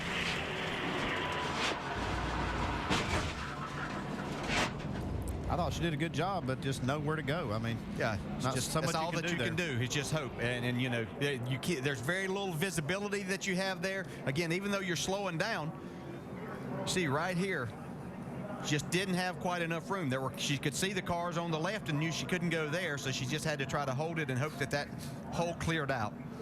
Well, Roush Fenway loses 2 cars in this deal, both Ricky Stenhouse Jr. and the 16 of Colin Brown. All right, let's listen live right now. Man, that was a mess. I think something's just, I couldn't turn it up the hill. I have to turn so far to the left to keep going straight. Something's really, really broken. Yeah, we can guarantee you that. It is definitely got some damage to it. Yeah, you know, Andy and I were just talking and watching her, how much better she was doing this time of keeping up with the draft and the pack and a little bit more aggressive. I'm sure part of that was her getting more used to it and then working on the car, but she really was doing a good job. She actually picked up 6 spots from 27th to 21st, and that was by passing on the racetrack. So it wasn't stuff that she had inherited, but you can see the damage now as the big one has happened here in our season opener at Daytona, and we've still got a big mess to clean up. Stay with us, though. Our 4th caution is taking out a lot of race cars. That's fun. We are just past halfway today at Daytona International Speedway, and a multi-car accident off turn 4 has claimed, among others, Danica Patrick's machine. That car being pushed back toward the garage while the field is brought down pit road. The pit road is closed, but the leader's being brought down pit road to avoid running through all the debris that this multi-car accident off turn number 4 has scattered all across the racetrack. Let's get caught up on what's happened so far with the 5-hour Energy Rapid Recap. Danica Patrick's NASCAR debut from the 15th starting position and had some ups and downs on the day. First of all, barely missed a wreck at lap 7. Oh, yeah, but look at this. He did a great job getting through the traffic. Checks up a little bit there, pulls that baby down to the bottom side, misses everybody. Good run early for her. We talked before the start of the race about pit stops and what they would be like. Danica down pit road on her second stop, getting some instructions from the crew. All right, you go ahead, be easy on the motor. Looks like she stalled out there, and that is a difficult situation she's in. She's been worried about this all week long, and it did happen to her. She stalled the car out, couldn't get it rolling, and cost herself a few spots on pit road. And then the big wreck, and trouble found Patrick off turn number 4. The wreck starting up in front of her, and just no place to go. No, and she was doing a good job, had the car better coming up through the field. Unfortunately, when you go to the back, you have a tendency to maybe get caught up in things like this. As you can see there, she just clips the car, turns across, no fault of her own, out into the outside wall. 10 cars involved in that wreck that began, it looked like, when the 61 of Josh Wise was clipped by the 16 of Colin Brown, and all those cars swept into the mess. As far as the lead is concerned, up front it is Tony Stewart, who is still running behind the pace car, waiting on pit stops while pit road is still closed. Radio from the 7 car just after the wreck. But, you know, there's nothing you can do. The last time they crashed in front of me, I just held it straight, and they spun below me. This time I kept it straight, hoping they'd spin out of the way, and they didn't. The tough thing about this, she didn't do anything wrong whatsoever. The problem is you have no vision. I mean, it's like a Days of Thunder movie. It's all smoke. You're just going through it. You're hoping you clear, and all of a sudden, bam, there's a car parked in front of you. I mean, she learned a lot today, no doubt about that. Cars tore up pretty bad. She'll come back and learn from this experience. But I really can't put a fault on her at all right now, Ray. No, I can't either, Rusty. Now, as you said, you're going 190 miles an hour. You're trying to slow down, get run over from the back. Car's moving, can't see where you're going. Did what she could. Well, we knew this was a possibility in this race today for her. So the worst scenario has played itself out. She got some good laps in. She learned a little bit today. Now she'll move forward, and we look forward to seeing her racing again when it's not a restrictor plate race to see what she can really do. That'll be next Saturday at California with the second race of the season. Meanwhile, that is John West Townley, who's going to be held one lap. Remember, I talked about how NASCAR was bringing the field down pit road to allow the safety workers clear access to the front straightaway to clean up the mess. Well, John West didn't get that message, or there was some confusion there, but he ran through the front straightaway instead of going down the pit road, and so he's being penalized one lap by NASCAR. So caution is out for a 10-car wreck off turn number 4, just past halfway in today's race, and Danica Patrick's NASCAR debut is done.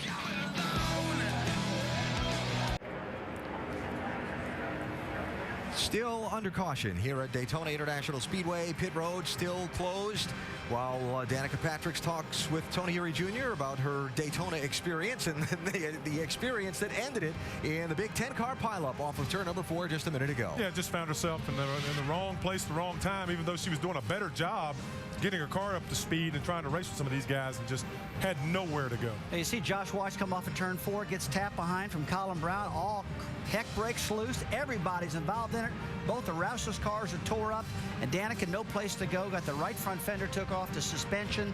She learned a lot, though. Wow, cars through the grass, cars on the track, cars on the pit road, everywhere. This is your very typical trouble in turn 4 at Daytona. It is, and there ain't no way, as they say, to experience it without experiencing it. So, you know, she got a world of experience there today. It's a shame, as I said, she was doing a good job bringing that car back up through the field after adjustments after the pit stop. Now check out this. 5 of the 6 drivers making their first Daytona start have been involved in accidents. And what was it you said to me during the commercial? I said if I was the 6th guy, I'd be looking for a safe place. All right, Dr. Punch is down by the care center where some of those involved in the wreck have come out. Not a good day for 2 Roush Fenway drivers. A couple of impressive rookies. Ricky Stenhouse on the right, Colin Brown on the left. Guys, from your vantage point, what happened? Well, I couldn't see anything. I just saw a bunch of smoke and tried to lock it down there and get to the bottom, but I don't know, one of the cars came across the outside and got us in the right front. But all in all, I mean, I learned a lot today, had a lot of fun. It was a blast out there. Just too bad for our City Financial Ford Fusion. We didn't want to start the season this way, but you know, we'll have to go on to California and shake it off and get back up there. Colin? Well, for me, I mean, I guess I was kind of right in the middle of it. I don't know exactly what happened. I got, I guess, put in a bad spot. That 61 moved around, and next thing I know, I was getting pushed on from behind and the side and everywhere. So I just feel bad for my number 16 Conway Freight Ford Fusion guys. They did a really good job on that car. Struggled there early on, but my crew chief, Eddie Pardue, made a good adjustment. And I thought we were pretty fast and pretty good there towards the end of that run. All right, a couple of Rookie of the Year candidates out here just past the halfway. All right, Doc, thanks. And I think I'm seeing the signal here that pit road is going to be open this time. And so this is going to be a set of, well, get that safety truck out of the way. This is going to be a crucial set of pit stops here, Ray. It really is. They're right on their window. Back in the old days, if we'd say, hey, you know, come in, put your tires on, and you're done. But right now, with a new green-white checker rule, could extend it. 45 to go, Doc. And this final pit stop, well, it should be the final pit stop if we stay green. 33, Kevin Harvick coming back down. Remember the trouble they had early on, the problems with the jack. A jack is one pump and a bump. Thus far, it is flawless. Dave. Tony Stewart's fast race car is really, really loose. They're going to put as much Sunoco fuel as they can get in there to go to the end, but they're going to make an air pressure adjustment. Already made a wedge adjustment to try to tighten it up. Jamie.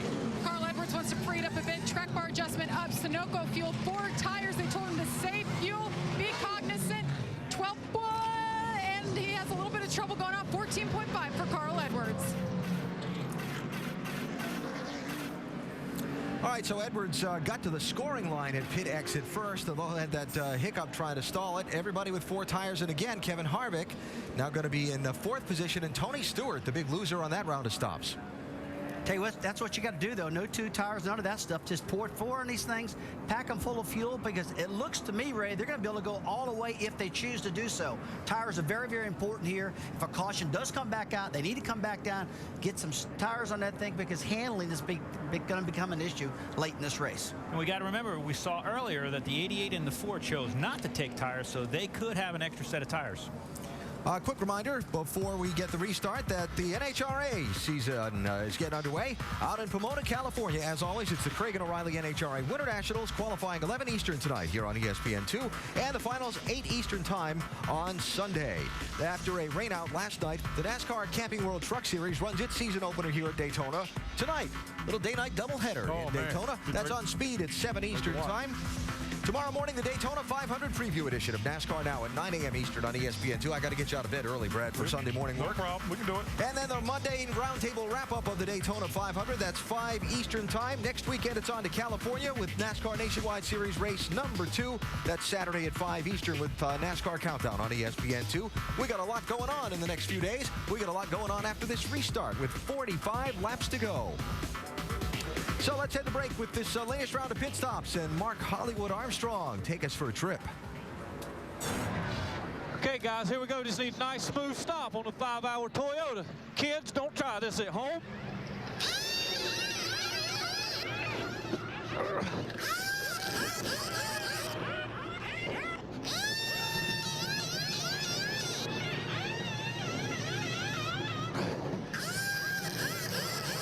Come on, baby, let's go. Come on now, get on out there, get you some.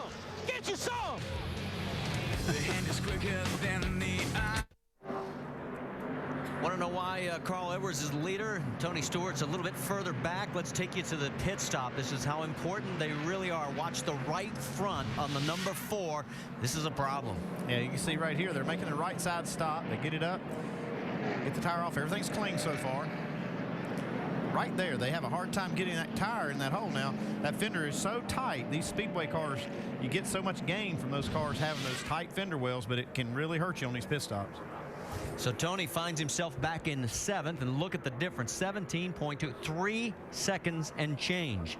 And the tight wheel well comes back to haunt the number 4, but he's got enough car underneath him. Don't count him out by any stretch of the imagination. Let's reset it for you. It's Edwards, Kyle Busch, Logano, Harvick, Earnhardt Jr., Brad Keselowski, Tony Stewart, Greg Biffle. That's your top 8. Here we go back to green.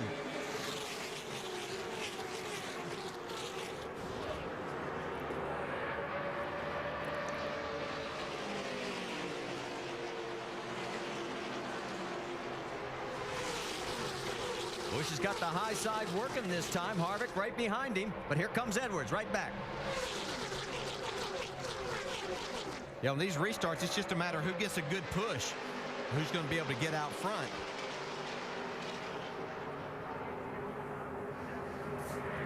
Down the backstretch, Kyle Busch opening up a little bit of room. Got about a car length on the 33, but here comes the 60 of Edwards, and here comes Kyle down to the low side. While all this is going on, Vince is caught up with Danica Patrick. Certainly didn't end the way Danica had hoped. What did you see or not see on that incident?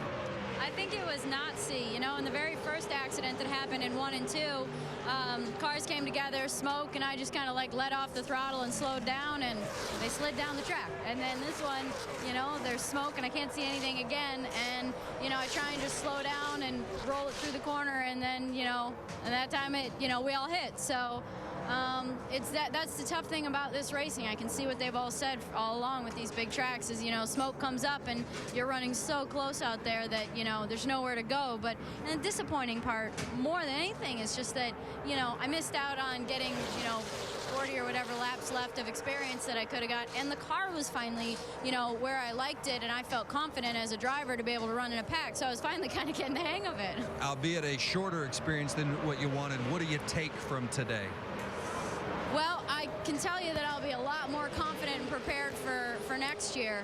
This is some really difficult racing. It really is. You know, the cars are definitely on the edge here, and as you can see, you know, someone gets a little bit out of shape, and everybody's on top of each other. And then, you know, since the car don't slow down, it doesn't slow down very well, and you're already on the edge of grip, that everything happens. So, you know, I'm glad that I got that second stint in to be able to get more confidence out there.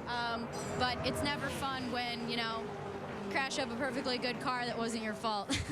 Danica Patrick done for today, but back on track next week at Fontana.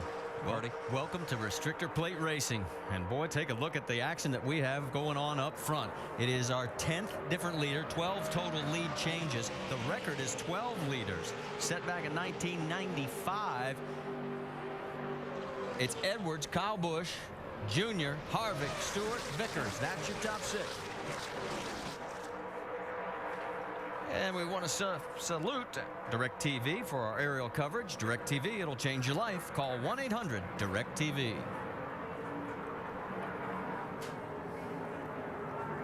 A little bit further back there is Casey Kane in the 38, and it looks like Rusty's 2 guys have hooked up. That's Brendan Gaughan right in front of the 66 of Stephen Wallace. All of that is for 9th, 10th, 11th, and 12th. And you see Joey Logano in that mix too. He was up there, tried to make it 3 wide and advance up into the top 5, and they kind of hung him out to dry. Now he's back outside the top 10. Yeah, looks like Junior hung him in the middle there, or hung him to the bottom side. He lost that momentum. See him now getting racy up front. Yeah, that's what they're doing to Kyle right now. Yeah, see you, Kyle. We're going to dump you here. Bye-bye. That's exactly what they did to Logano. He's going, oh, man. Where are my friends? That's what happens, like you said, when you win the championship. Kind of lonely down there. Here comes for the lead, Dale Jr. He's got help from Harvick down low. Here comes Stewart. Looks like Carl's going to get the shuffle. All of a sudden, also, keep an eye on that 32 of Vickers. He's got that car dialed in after that last round of pit stops. Yeah, and Vickers knows what to do with this draft, too. He's run well here in the past. Hadn't talked much about him today, but it's coming time to get down, decide who's going to win this thing, and he wants to be part of it. Brad Keselowski in the mix right behind Vickers. And remember, driving a Dodge, and Dodge has not won a nationwide race since August of 2007. That's right, it's been that long. Jamie, what's the latest on the 32? Well, remember, I reported he had that damage on the front of his nose. I believe that is actually helping him now. After the damage, he got shuffled back to 23rd. He says the car is great now, haven't made any adjustments. They have 2 sets of sticker tires left. Okay, if that's the case, Mike Tyson would have been much better if he had his nose punched in all the time. Take a look here at you got Carl Edwards, the 18, and all of a sudden we've got a caution coming out. We've got debris caution. Yeah, we've got a lot of cars that had some damage, probably taped up, and some of it's come loose. Well, that's one piece out there, and that's on the backstretch. So we are going to have now our 5th caution. So the field will slow down and we'll regroup. Now, question is, do you pit? Well, I mean, they can obviously probably make it on fuel if they don't have any extension as far as green, white checkers go. I'm at the back of the pack or mid-pack, and I've got a set of tires. Wouldn't hurt to get them on right now. We got 25 cars on the lead lap. It's easy for me to say. Jeff Green is the first car, 1 lap down. So he will get the lucky dog. I'd like to have tires right now. Yeah, I'd have to think that they may think there's going to be another caution, and if they do have a set of tires, they might be holding on to those. Well, with 36 laps to go, we'll find out. Heard a couple of cars had a couple of sets of tires left. Had 2 sets left. I'd definitely put a set on now. That'd definitely be 11 different leaders. Remember, the record is 12 set back in 1995. We've had 13 lead changes, and the pits are open. And we mentioned Jeff Green will be the lucky dog winner. So he'll get back on the lead lap, and that will give us 26 cars on the lead lap. Anybody going to take a road? Looks like the leaders are going to stay out. Yeah, a little bit further back, though. Got a few cars coming. All right, we've got a chance. Let's talk to our in-race reporter, Tony Stewart. Hey, Smoke, Dale Jarrett, do you have a copy? Yeah, man. Well, it looks like you once again have a hot rod there that's capable of winning. Your car owner and Junior, are they your biggest competition, you think? Yeah, I definitely think so. I think, you know, Kevin and I got even cars here, obviously. I mean, it's awesome. It's hard to build a really, really good super speedway car, let alone build 2 of them, and they've done a good job of that. But I think you're right. I'd say the guys right in front of us are the worst ones we got to worry about right now. Hey, Smoke, looking on TV, it really looks like these cars move around and slide around a lot. It's a handful to drive these things in the draft, right? Yeah, it really is. It's, you know, the hard part is you don't run as fast in practice as you do in the race because you don't get this many good cars together. But yeah, we've been fighting loose, and Butch and these guys have been doing a great job with this Oreos, Rich Chevrolet, and we're getting tighter and tighter finally. So that's what we're working on, get it there where I can go where I want at the end of the day. Hey, Tony, we were discussing up here whether anybody would pit right there, but how important are new tires? Does it really give you a much better feel of the race car? Well, I think some of it. I mean, I think we can make it on fuel here. So guys it's kind of too early in the run to get the benefit of the tires and get yourself in bad track position. So it's just a matter of, you know, we can make it to the end. So if everything goes right, we're in the position we want to be. But if we have to come pit and get tires later, we will. But right now, I think everybody's just trying to make it on what they got. All right, man, it's been fun to watch. We'll be watching these next 35. Good luck. All right, but thanks. So the latest from Tony Stewart, and some really good information there as we're going to step aside for a break. And oh man, as she makes her way over to the media center, look at the crowd. Even as she's out of the race, it never ends.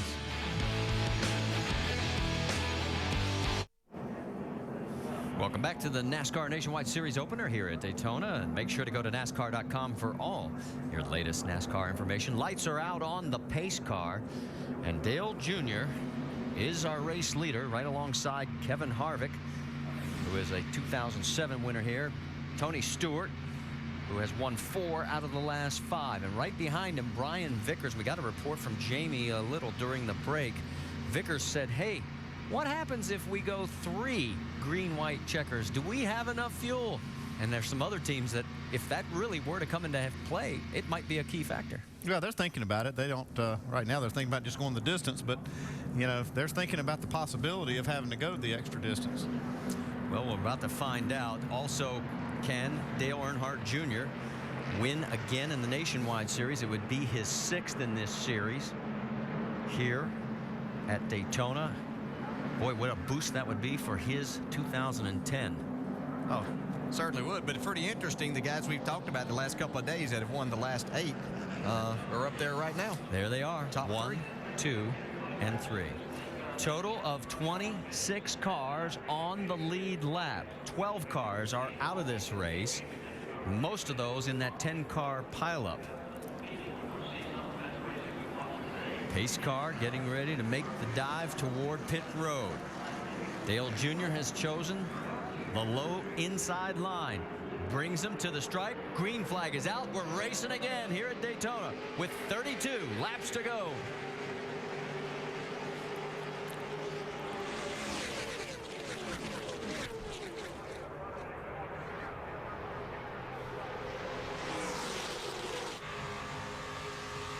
board with Harvick, and the low line starting to make a push.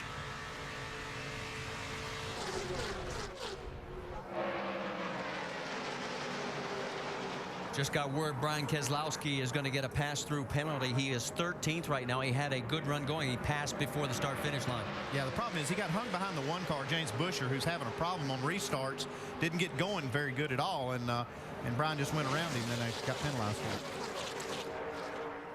Oh, this is going to get interesting. Well, could see Smoke jump up there in the outside line trying to get a push from his car owner there, Kevin Harvick. He has his sights set on that 88 of Dale Jr. That's as close as you want to see Vickers. Can't get any closer than that. Junior right now is saying, okay, I've got mirrors full of everybody. Well, this is where, as a leader, that you have to make the decision. You have to really be looking at which one of these lines might be moving quicker, and you want to get that push from that one. Carl's sort of moving backwards, and there's the bump coming from behind by Watch this. Here goes Stewart for the lead. Tony's got the low line and no help for Junior. So here we go with another lead change. And right behind him is his teammate, Kevin Harvick. Junior tucks into third. Vickers is going to say, come on, Kyle, punch me again from behind and let's go.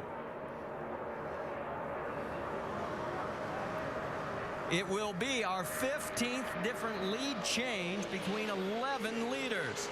This has been a great start to the 2010 campaign in the NASCAR Nationwide Series. We hope you've been with us. We've got 30 laps to go. See some contact through the corner. We're at the bottom of the hour. If you're just tuning in, we will tell you that Danica Patrick was involved in the big one. Not her fault. She had nowhere to go, along with about 9 other cars. But this is the battle that we have going. As you can see, here comes Smoke down low. Starting to see a lot more bump drafting now. These guys getting a little bit racy. We're getting down inside of 30 laps to go. Here comes that outside lane now. Harvick's leading that outside group. Coming to the stripe, Tony Stewart's going to lead another lap. That is now his 12th lap led. Harvick has led the most today at 39. You see him 3 wide just behind here. You see Brendan Gaughan there in the middle. Not sure it's where Brendan wants to be by any stretch, but doesn't have much choice. Now he's trying to tuck in behind Kyle. Now we can see the momentum coming from that outside lane. Once again, just on the inside of Brendan Gaughan. Look out! Trouble. Oh, and upside down is Earnhardt. This is going to be a mess. Big spin behind us, wave him. The 33 of Harvick. Joey Logano involved. More cars still spinning in this multiple car crash. Just that quick. Window net is down. Oh man, that car is just destroyed. Well, it happens fast. Hard to tell exactly what happened right there. Brendan Gaughan involved in it. And we are going to get a red flag situation here. See Kyle Busch coming down pit road with damage. Yeah, he hit Junior after he'd gotten upside down. Another car that's coming in is the 09 of Scott Riggs. Look at the damage here. There is what's damage on the 33 of Kevin Harvick. So 2 of the 3 that have dominated this race the last few years are in some serious trouble. Dale is definitely out. I don't know how bad it is for Harvick right now. There's Brendan climbing out of his car. Mike Wallace coming down pit road destroyed. We'll have to see exactly what happened in this, but as we said, as things start picking up and these guys start getting a little more aggressive with their driving and trying to take advantage of the draft, and these are the kind of things that happen, and they usually happen on the straightaway. Every time it seems like these big wrecks happen on the straightaway. That's a great sign there to see him out of the car. That's a wild ride. Yeah, he's just looking at it and saying, man, what happened? That was a beautiful race car just a few moments ago. Junk now. All right, let's go back, see how this all started. There's Dale right at the right side of your screen. Oh, there's contact behind him between Carl Edwards. And Carl Edwards got up into Keselowski. And boy, it just flipped Dale over. And then there's nowhere for these guys to go. That's Kyle Busch. That's the damage he sustained. There's Brendan Gaughan. You got to wonder why Carl Edwards would make a move like that on the straightaway. Kind of made an abrupt move up to the outside lane there. I don't know if he thought he was clear. Yeah, sometimes you're moving over just to get against that car to try to slow that car down, that momentum, to where you can get your line moving a little bit quicker. And maybe he just misjudged that. It has happened before, but that's what these guys are trying to do, is just side draft and slow that car beside them down to where their line will move quicker. Greg Biffle also involved. Let's go on board. This is the view from Junior. That's where he just got turned. When you get hit in the right rear, there's nothing you can do. And, of course, the air automatically gets underneath that car right then. Let's see here. See Carl moving over. Yeah, I think his intentions were just to get over there, but he could see that outside line moving a little bit just to slow them down.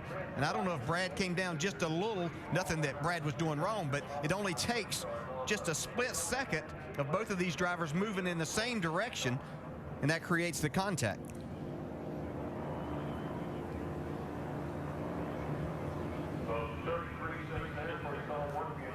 So the work continues. Let's go on board and just listen. Right corner, spin behind you, Bannon. Turned it. All right, we ain't hit nothing yet. Gather up.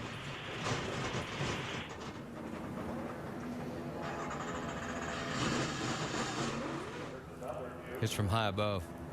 Yeah, Carl may have actually been trying to get into the outside lane there. It looked like he thought he might have a hole. Misjudged. And was trying to get in that hole before it closed up, but he misjudged the front of his car. You know, we've seen that a number of times down here this week in both the Cup Series and now in this series, to where guys are misjudging just a little bit. And it only takes a little bit. Here it is in real time.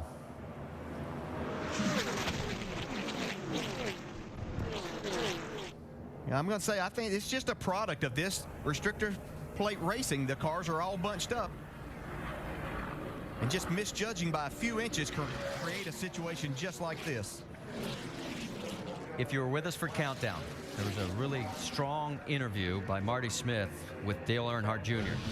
and about the disappointment of last year and the high hopes for this year. And that's what's left of today's car. What does this do to his confidence? Well, his confidence still got to be high. He had a car good enough to win and probably thought he was going to win. But that's just one of those racing breaks. Our second 10-car crash, and you can see the list of those that are involved. There's the damage on Kyle's car. And looks like they've got the sledgehammer out trying to get it away from the wheel well. We are under a red flag situation here at Daytona. Stay with us. We'll be right back. Under the red flag after a huge 10-car accident. Field stopped with 28 laps to go. Take a minute and look ahead in the schedule for the NASCAR Nationwide Series. Next week, it's all the way across the country. 2,500 miles to Southern California and the Auto Club Speedway. Then it's another West Coast venue, or a Western venue. Las Vegas Motor Speedway. A couple of weeks off, then Thunder Valley and Bristol Motor Speedway. Oh, that's my place. You want a couple I like that. You like that place, Oh, don't you? man, good place to hang out. Want to join us at any of those upcoming races? Check out NASCAR.com/tickets, and of course all those races on the ESPN family of networks. This red flag happened for a race for second place gone bad, and another look at it with Rusty, Brad, and Ray, and how Carl Edwards clipped Brad Keselowski. Yeah, for whatever reason, Carl moves up, hits the left rear of Brad. Brad hits the right rear of the 88 Dale Jr., turns him upside down, and then it's all crazy behind it. Brendan Gaughan comes plowing into where to go. Stephen Wallace goes by, no damage. There's Biffle, he tears his car up. Mike Wallace. We took a lot of good cars out of the field right now, so it's going to be interesting when we come back. And we agree with DJ's observation that it just looked like from that other angle, Carl was trying to get in line behind Keselowski in the draft. Yeah, you can see right there, Carl's moving up, thought there was an opening and just hooked him. It turned Keselowski down into the 88. That left side weight of those Nationwide cars just picked that thing up, turned over, and then there is just nowhere to go. You can see a lot of things flying. There's a lot of hurt cars out there. Right now, we don't even know who has damage. They banged around so much. We saw Dale Earnhardt Jr. climb from that battered race car and walk away okay. For more on driver safety, we go to our Craftsman Tech Garage and Tim Brewer. Tim? Thanks, AB. You know, we were over at Hendrick Motorsports last week, picked up a pretty good piece here for the Craftsman Tech Garage. Randy LaJoy, he makes a great aluminum seat, but it's driver preference. But when you go over to Rick Hendrick, he's got this new carbon seat. The seat itself is a lot stronger. There again, the insert, it's molded to each individual driver, the contour of his body. But like you said, as long as you stay within confines of this cocoon right in this area, with the Hans device, with the helmet, seat belts, you're going to be in pretty good shape. Another option that they have, this foam in the side of the car, it's optional in the NASCAR series as far as the nationwide cars. Put it in either side, but it is mandatory in the Cup series. So when the car went up, when it came down on the pavement, this energy absorbing foam, it withstood some of the shock. But Earnhardt, as long as he stays inside that car, he's going to be in good shape. Doc? Well, Dale Earnhardt Jr. walking out of the care center, I saw you smile, so I know you're okay. What all happened out there? I don't know. I got turned in the right rear quarter panel. I guess you know, a couple guys just got together and it hooked somebody into me. And when my car rolled to the really disappointed for the Hellmann's folks. We were having a good run, and I felt pretty good about our chances of winning the race or running up front. It was a lot of fun drafting with Tony and Harvick, and me and Harvick, he got loose down there, but we had a lot of fun today. But that was expensive right there, so I don't know. We'll have to go back and balance our books after this one. It's been a rough day for JR Motorsports. Now, with you back here, can anybody out there handle Tony? Oh, well, I mean, I think, I don't know who was in the wreck, so I'll just have to go back to the bus. I mean, Tony's car is great. He's got awesome motor under the hood, and you know, he's one hell of a driver, so, you know, it's going to be tough to beat him. But I felt like we were up there, you know, having a lot of fun. It was a good race, you know. I just don't want to tear my car up like that, but that's the risk you take when you get out there. Okay, glad the Junior's okay. The bottom line is they lost the race car, but he's going to be fine.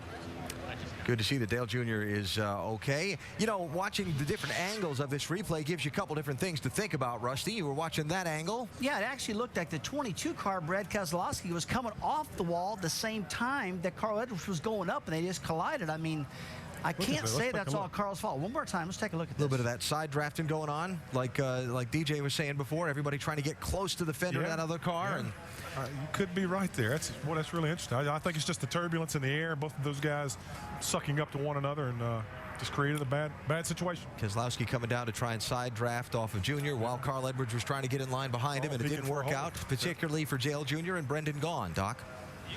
Well, Brendan climbed out, and now he and Joe Nemechek talking over what they saw. Let me ask you first, Brendan, what did you see out there? I mean, I was sitting in the top 10. Our Toyota was running great. I mean, everything was looking good for us, right where you want to be, and that's the nature of Daytona. You know, even when you're up front, dangerous things happen. I saw Junior get turned in the middle. Like, I just saw him come in the middle of the two lines, and when I saw him turn sideways, I started to see the undercarriage. And knowing where I was sitting, I went, oh, I'm screwed. Toyota's coming back in a heap. So I feel bad. I mean, this is our first race with the Camry, and it was everything I expected and more. Joe, how about you? I was back behind that. I saw Junior flipping up in the air, and I thought I saw another car up in there, but I mean, there was nowhere for me to go. We're nursing a car, missing a half a right front fender, so I got to stay behind somebody to keep up. And next thing you know, whatever hit me caught the front of the hood, and it's the first time I ever had a carburetor knocked off my car. I just want to say thank you to all the guys at DAB Constructors out there for their support in the Nationwide car and on the Cup car, and we're going to have a good day tomorrow. And that's the best news. These guys can walk away and race tomorrow. Thank you, Doc. The red flag withdrawn. The yellow flag is back out. We'll see which of the leaders will pit in just a minute. Work allowed to begin on some of the damaged cars like Kyle Busch and Kevin Harvick, guys who contended for the win in this race for so long. It looks to me like Kevin Harvick can get this car fixed. He's got some left front damage. Looks like they got it about fixed now. Some air damage up there, Ray. And looks like they're going to try to dress that also. Yeah, they've got a lot of work to do in it. But you know what? It goes back to that wreck is still just a kind of a physics lesson, isn't it? Just can't put two things can't occupy the same space at the same time. Well, I can tell you one thing. When I first started racing, Dick Trickle told me one time when him and I got together, hey, it's your fault, it's my fault. I learned one thing. He put it in percentages. Brad Keselowski is probably going to take 30% of the blame, and Carl Whitter's probably going to take 70% on that one. Well, I think it's interesting, though. I think what we're going to see, though, guys, the race from here on out is going to be real interesting, because I do believe that the guys who get to move up position-wise are the guys who've taken good care of their cars all day and stayed out of these frays. So now we're going to see some different cast of characters outside of Tony Stewart and Brad Keselowski with a chance to race for a good position. Dave, what do you got for us? Crew Chief Butch Hilton told me they definitely want the tires because there's so much debris out there, and I definitely want fuel. That new rule at the end of the race, green, white checker, makes me nervous. Top this baby off and get Tony out of here. Jamie? And Brian Vickers in the middle of your screen. Car is good. No extended damage from that last wreck. They're going to fill it up with Sunoco fuel. 4 tires. Down below, Carl Edwards, who was at the beginning of that wreck, he didn't know what happened, asked for them to retrace his steps. A lot of right front damage. You see them assessing it there. They're putting on 4 tires, putting in fuel, assessing what needs to happen. I expect Carl Edwards to come back in, guys. So we're at Daytona. We're down to the final 27 laps, and who knows what's going to happen. Will we be seeing another frantic Daytona finish? Will we have more than one attempt at a green-white checker for the first time in the Nationwide Series? We're coming back in just a minute to Daytona Beach. Final 25 laps of today's NASCAR Nationwide Series race here at Daytona. When the race is done, stay tuned here on ESPN2. It's our Sports Center at Daytona 500 preview. The defending champ of the 500, Matt Kenseth, joins us. We'll get reports from the garage on today's final practice. How will Jeff Gordon fare in the backup car? What does his team have to say? That and plenty more on our Sports Center at Daytona 500 preview right after the race finishes here on ESPN2. Marty, take us to the checkers. And we're going to go green with we're working lap number 96 at this point of 120, and it is Stephen Wallace who is in front and taking the lead even on the restart here. He chose the high side. Casey Kane in the 38, the 4 of Tony Stewart right there along with Brian Vickers. Casey Kane tried to throw a little block on Tony Stewart, but he was having none of that. And here comes Tony. Boy, he just blows by on the high side of the 66. And you see that yellow machine number 98 of Paul Menard comes from that last starting spot up there in about 4th or 5th right now. Now remember, Wallace stayed out and he last pitted on lap 85, I think it was, yes, and the rest of them came in on 93. So, hey, Harvick's not out of this thing. You see, he's right there with them. One guy who probably is definitely out is Kyle Busch. He's the first car 1 lap down. He's 21st right now, and don't know how good that car is going to be with the damage he sustained. Yeah, and that 12 car, Justin Allgaier, got a debris, which is not surprising. Well, that's going to be good news for Kyle Busch. He'll get the lucky dog. And I was just talking about Justin Allgaier, done a great job. He sustained some damage early on in that very first incident, and has come back. He's got himself up in 3rd spot right now. So our 14th different lead change. Now our 6th caution comes out here at Daytona International Speedway. We've had a total of 29 laps under caution. Our red flag lasted 11 minutes. And as we mentioned, 28 cars have been bent up in one way, shape, form, or another today. It has been a lot of contact. I can tell you that Colin Brown did come back out. His car looks like a modified. While we've got a chance, we'll talk about some drag racing because you can see what's happening tonight with qualifying at the Craig and O'Reilly Winter Nationals in Pomona at 11 Eastern, and then the finals tomorrow at 8 Eastern. All of it on ESPN2.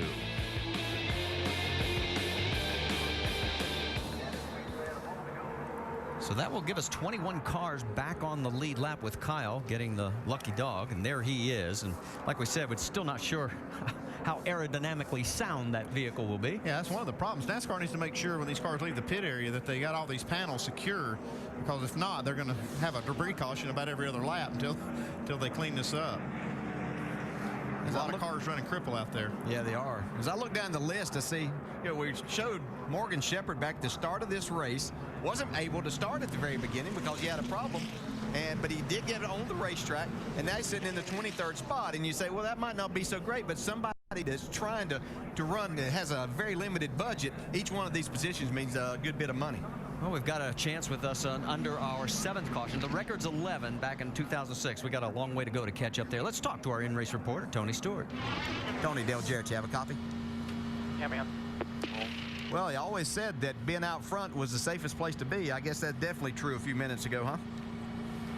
Yeah, the hard part about leading and having them too wide right behind you is you don't know which lane to go to. So I was watching that pretty hard, and all of a sudden chaos broke out in the middle of a race. So it was definitely the best place to be at the time. Hey, Tony, explain to our viewers, when you're in that situation looking back there, That's what you're doing more than looking out front, aren't you? Trying to decide which line that you want to try to maybe block or get a push from? Yeah, I don't recommend most of these people doing that on the freeway, but you know, everybody at least with our deals going the same direction. But when you're leading, you probably spend, I'd say, 80% of your lap, honestly, looking in the back. I mean, you run around here enough, you know where you're at, and you know where you're going. It's just, you know, when you're leading, everything's dictated by what's going on behind you. I know it took out a lot of good cars right there, but as you look back there, you feel your car is still strong enough just to stay there in the front? Yeah, the car is. If I do my job, we'll be fine. You know, I really believe it's up to me right now because we've got a good enough car. I mean, this thing has been strong all day long, and Butch and these guys have done a great job in the pits, and they keep making adjustments and making it better for me, and I feel like my car is the best that it's been all day right now, so I feel like I got something I can joust with here. Well, thanks for talking with us, and if you say it's up to you, I like the chances. Pretty good record you got here, bud. I'm not feeling too bad about it myself, but every race is a different scenario, so it's not given by any means. I still got a lot of work to do. All right, thanks for talking with us, Tony. Good luck. Now, Dave Burns is going to talk to your crew chief, Butch Hilton. And DJ, we're standing down here with Butch right now, who has a full-time gig, not in the Nationwide Series. He's on loan from Turner Motorsports in the Truck Series. What'd you think when you got the call to maybe drive to crew a Kevin Harvick car with Tony Stewart as the driver at Daytona? Well, of course, that was a no-brainer. Yeah, I was real excited. Kevin hangs all the bodies for us and does a lot of work for us at Turner Motorsports, and we surely appreciate that. And nobody builds a finer race car than KHI, and all the men and women there, they put a lot of effort into it. So I was just really thrilled to get the chance to do this. We won this race 5 years ago with Tony as his crew chief, so maybe we can get a little lightning in the bottle here. That'd be great. A lot of history with him, and they're trying to repeat history right now. Jamie? Trent Owens is the crew chief for Brian Vickers. They sit second right now. So Tony Stewart just said he thinks it's up to him how this race finishes. Do you guys have anything for him? I'd say he's pretty much correct. You know, Brian's done a good job. We got some damage coming into pit road, and we had to repair that and went to the back. He's done a real good job coming back through there. Dollar General Toyota's been good all week. You know, we've been lacking a little speed as compared to the 4 cars. So maybe him and Tony can get hooked up in this thing on green flag, and they can fight it out amongst themselves. Well, he's on sticker tires now, and the car's the best it's been all day. Vince? You talk about somebody who's been dodging a bullet today. Justin Allgaier currently sitting third. Take a look at the tire. He had hit the wall earlier today, and it had put a toe in the car, and that is how the tire had been wearing. And look at that on the bottom of that tire.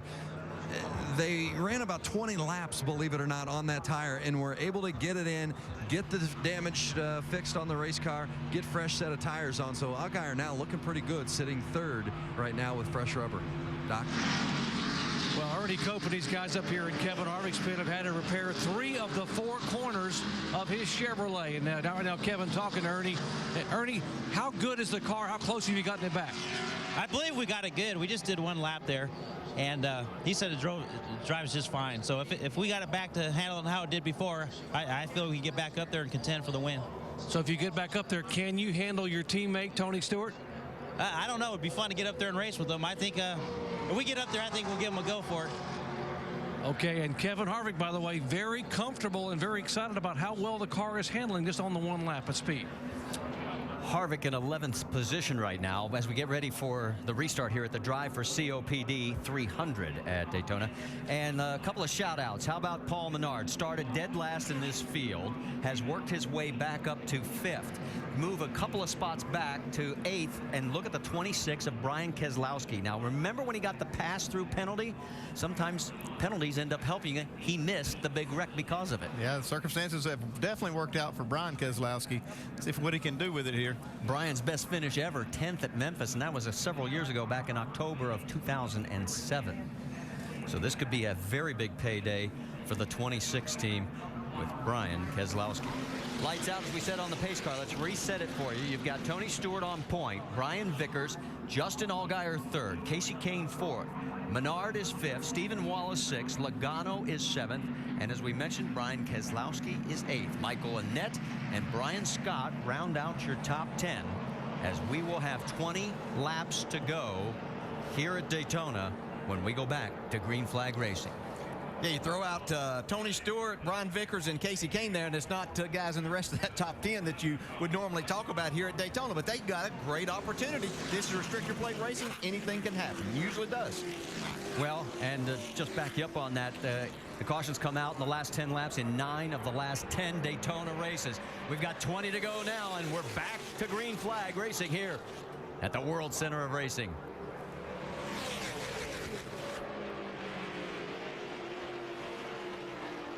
Allgaier trying to stay right on Stewart's back bumper. Vickers looking for some help on the high side. Yeah, and Justin Allgaier got a good start there and is able to give Tony a nice push. Menard up to third right now. There's Carl ducking back into the low lane.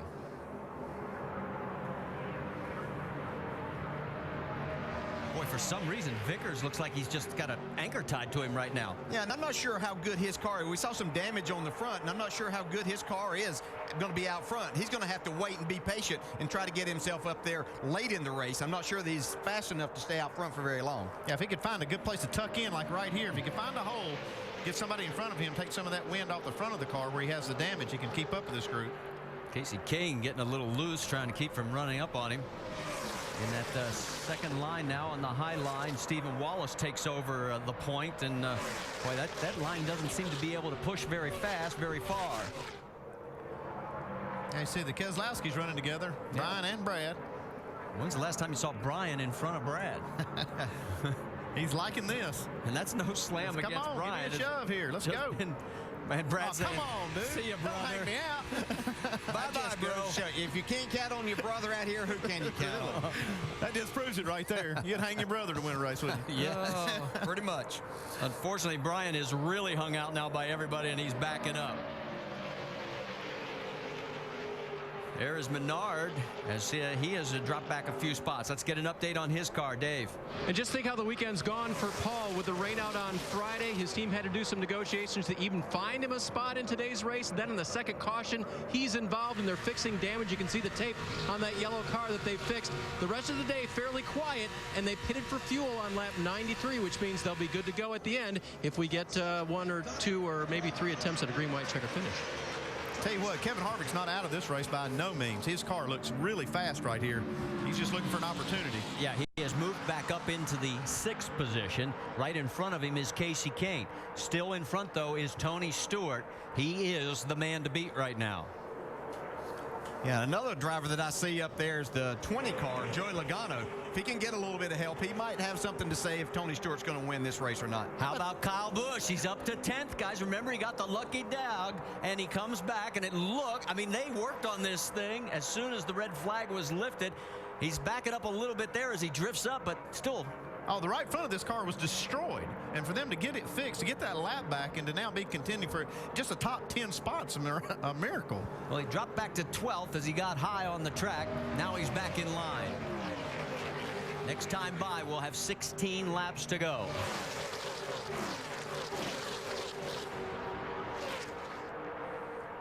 Let's get an update on Kyle Busch. Dave, what's going on? The worst part of the damage for them was that the toe was out on that car, and it wouldn't track straight down the track. So they worked on that really, really hard.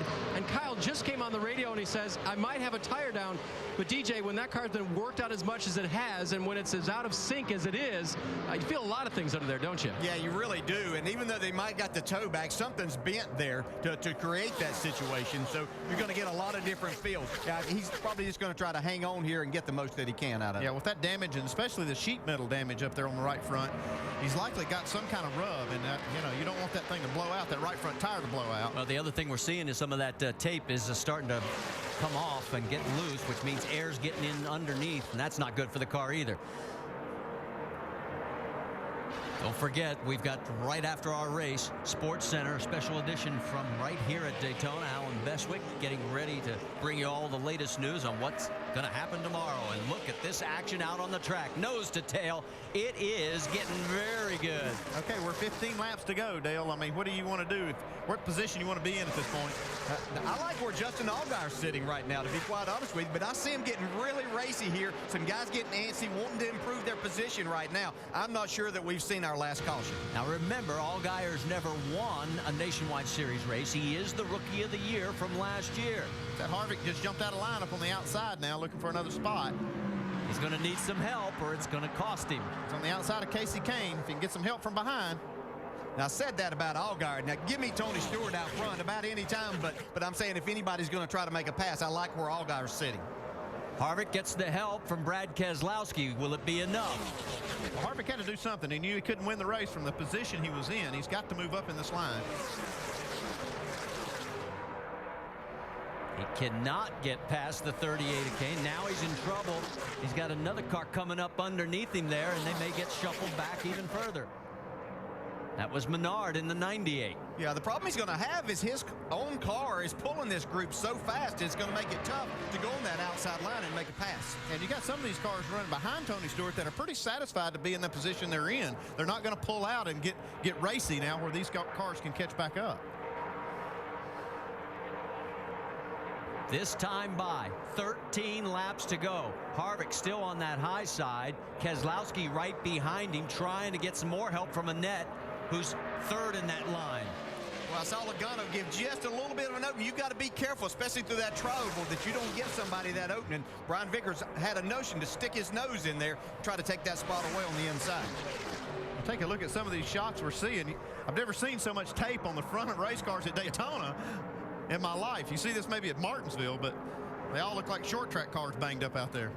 And we hope that doesn't happen. We want to stay lean, mean, and green, but we mentioned it once before.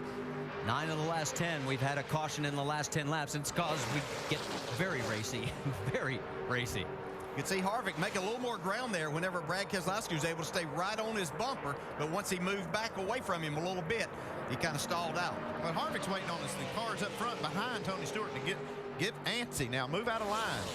Pull up in front of him here. What is going through Justin Allgaier's mind? Here he sits in second place.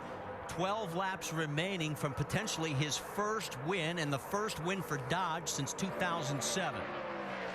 I'm hoping they didn't tell him anything about that tire that we saw a while ago. Vince, what's the latest? I'll tell you what, it's been an amazing run, and if Allgaier should happen to win this race, he'll have his crew to thank for it. They had damage on their race car before their very first pit stop of the day. At one point, they had to replace a damaged fitting on the valve cover. This crew has earned their position today, and Allgaier has driven the wheels off of it. They told him just a moment ago, you're in a perfect place, snug up to that bumper. We'll see. Well, remember, we told you at the beginning of this race, Cup regulars have won all but 4 of the races here. Chad Little won once. Randy LaJoie, a Nationwide regular, won it 3 times. And right now, Justin Allgaier could join an exclusive club as he sits in second place. But, man, I'm telling you, he's got a big task. That guy in that number 4 has been awfully strong. Yeah, 4's going to become about 30 feet wide here whenever it gets down time. We've seen guys in the past here try to pass Tony Stewart on the last lap. We saw Kyle Busch try to push him down to Daytona Beach, and it still didn't work last week. Last year. Harvick still on that high side, and boy, he's not gonna give up. Keselowski, he got loose coming out of 4 on that one himself. He really doesn't have any choice, but they just can't get enough. We just got word from NASCAR officials. Greg Biffle has been given the black flag as he has got water coming out from underneath the car, so obviously he's got radiator problems.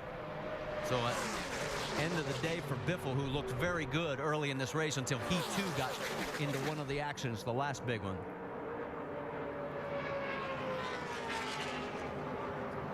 Next time by, 9 laps remaining. We keep an eye on Harvick and Brad Keselowski because they keep pushing on that outside, but they cannot make any ground. And look at Stewart now starting to open up a little ground over second place. That could actually help the car behind. Whoa, we got some momentum shifts.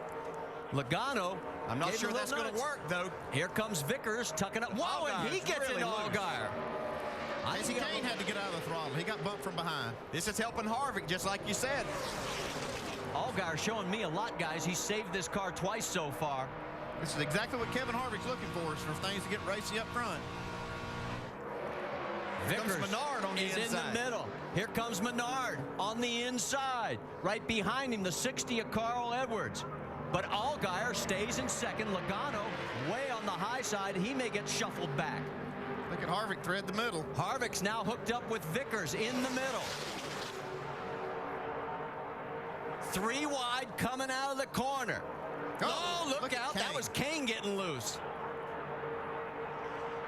Now we've got 8 laps remaining. Oh, and Kane gets loose again. Yeah, that car's been a handful all day for Casey Kane. He's got himself in the worst position you could be with a bad handling car right in the middle. Harvick. Oh, look at him slide up the hill. Oh, still sideways. Harvick and Vickers still hooked up, but not getting any help. And look at the 18 of Kyle Busch coming up underneath. Unbelievable. That is anything but aerodynamically clean. And here comes Harvick giving him help. First time Kyle's gotten help all day. That's 2 crippled cars helping each other. Keselowski's gotten down on the low side. He is right behind the 33. This time by, it'll be 7 laps remaining. And again, it's still about a car length separating first and second. Well, it was. Yeah, not for long. Look at Allgaier really putting on a show for the sophomore. He is, and he's hanging on to that car with everybody beating on his rear bumper. They want to get there and get that chance to try to pass Tony Stewart.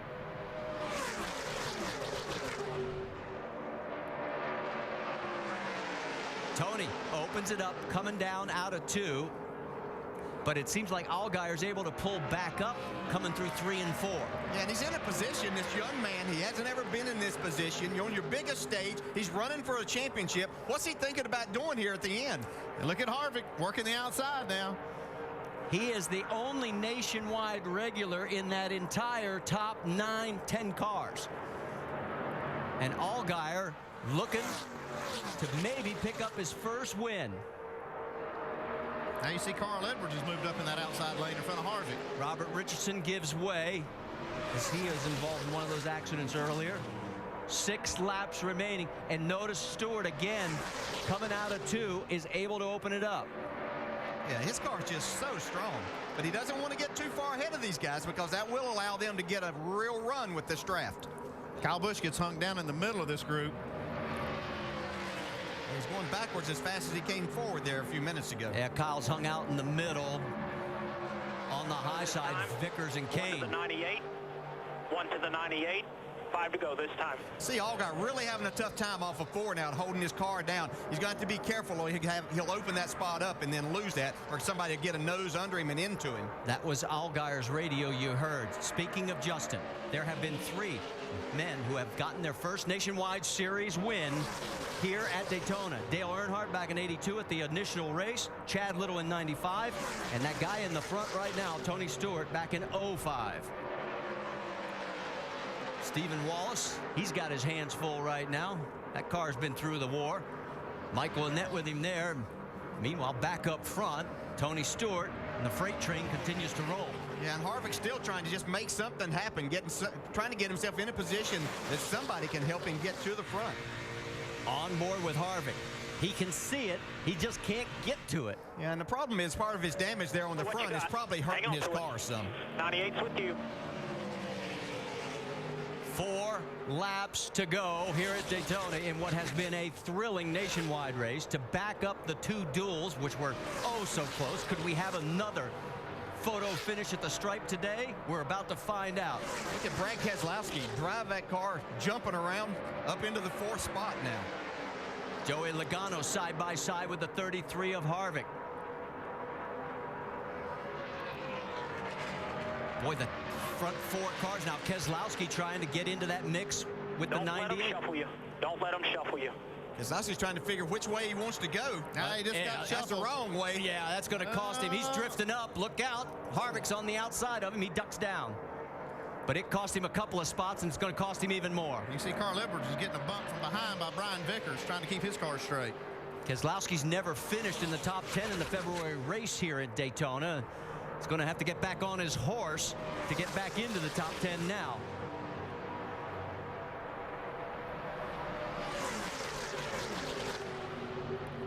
Harvick's in the 5th spot now. He's just waiting for an opening.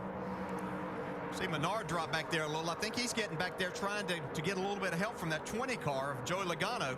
See if they can make a run on Allgaier here. No driver has come from 43rd to win the race. You saw it there. Paul Menard in third right now. Could make some history today if he can pull it off. There's your top six. Whoa! There comes Logano. He's loose. Man, you could see his hands hacks on. Joey Logano's going to go underneath him. They're going to go side by side. It's going to allow those first two to pull away. Which will be good for Tony Stewart because it's going to be hard for one guy to make a pass without some help for sure, as strong as Tony's car is. Two laps remaining. Look out. Logano gets loose. 3 wide coming through the corner. Here comes Kyle Busch back in the mix again. Woo! Keselowski says, excuse me, pardon me, playing through, and he makes the pass, and Logano goes backwards. Down the backstretch, look at Carl Edwards trying to get into this mix as well. He finds himself in that third position, and now these 3 cars, they could pull away from these guys. Well, they got 1 lap coming up here, coming to the white flag. Who wins this race? White flag is out here at Daytona. White flag here. 2.5 miles. Will Justin Allgaier pull out, and will Carl Edwards go with him? Does Tony Stewart win for the 5th time in 6 years? Does Justin Allgaier get his first ever nationwide series win? And does Carl win for the first time here at Daytona? Yeah, you can see Carl back up, trying to get Paul Menard to give him a push here. He's going to try to go to the outside of Justin Allgaier. Somebody's got to get up there to give him some help because Tony's trying to pull away. Allgaier makes the block on Carl Edwards. He's trying to get that push to go by Tony Stewart. They have the momentum. Allgaier's got the run on the high side. Does he get any help? Not right now. Now he's going to look low. Here comes Meanwhile, going to crash. Kyle Busch, the 22 of Keselowski. While they spin, coming down the front straightaway, it's going to be all Tony Stewart. Checker flag is waving. Kevin Harvick trying to duck underneath. Who gets second behind Stewart? It is Edwards. Harvick third. Allgaier fourth. Woo, what a finish. Oh, my gosh.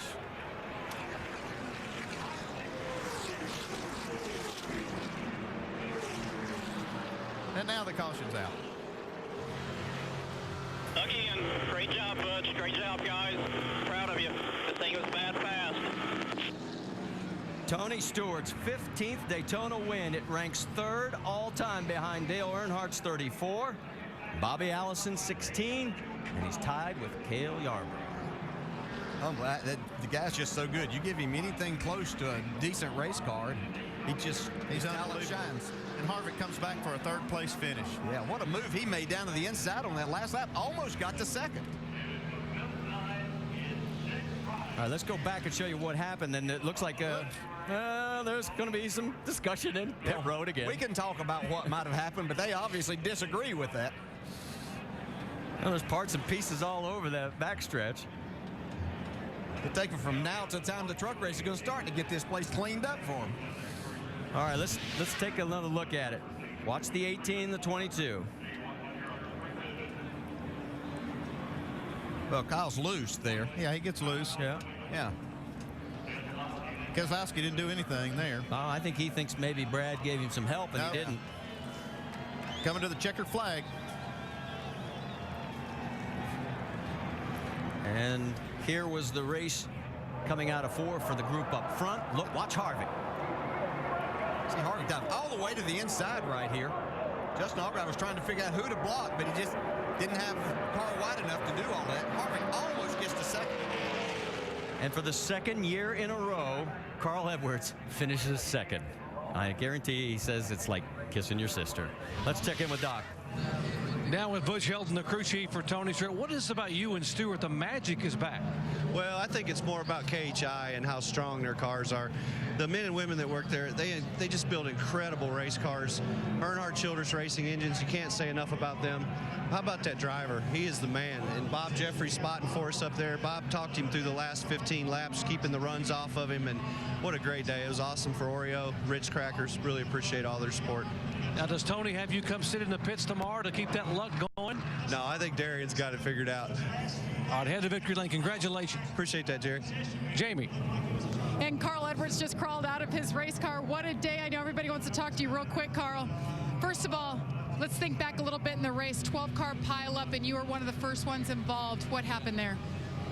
Well, I was trying to tuck back into line with Brad, and I think if you look real close, I haven't seen a replay, but I think at the last second, you know, when I was tucking in, he just moved over just enough, and once we got hooked, I did everything I could to get off him. I'm glad everybody's all right there. That's not what we wanted to be part of, but I'm really proud of my guys. Fastenal, Copart, Ford. I mean, second place, it's not a win, but it's a great start for our season. So I had a lot of fun out there today. I'm excited about the 500 tomorrow. It was an exciting race for Carl Edwards. Let's go over to Vince Welch. I'll give you an indication of what kind of day it was for Kevin Harvick. When he stepped out of the car, he brushed grass off his driver's suit. That was some kind of incident and some kind of recovery by your team. You had significant damage on your car. Everybody on this Jimmy John Chevrolet did a great job. What a couple cars they prepared over the winter. We work hard on our speedway stuff, and to see the 4 in victory lane and this car tore up and come back to finish third says a lot about the character of the race team. So I'm excited. It's been a long time since I slid that far and didn't just destroy something. So other than some minor damage, was a good day. So just got to thank all the fans and coming out to watch today, and good day. It's amazing. We were listening on the radio during the red, and you were still confident your team could win the race, that you had a car that could win despite all the damage. What gave you that confidence from earlier? I just knew we had a really fast car, and the car handled flawlessly all day. And, you know, I figured, I didn't know how bad it was tore up, actually, but I figured we had a good enough car to get back up there. The packs just weren't that big there at the end, and there was no outside line, so you kind of had to push and shove to get back to the bottom. Great day for KHI. It certainly is. And the 6th restrictor plate nationwide series victory for Tony Stewart ties him with Dale Earnhardt and Dale Earnhardt Jr. for the most all time. They've got that program figured out. Yeah, I'll say they do. Well, it has been one exciting day. And it's almost time for our Hellman's Victory Circle as Tony is unbuckling and getting ready to climb out of the cockpit of that winning number 4 Chevrolet. And here he comes.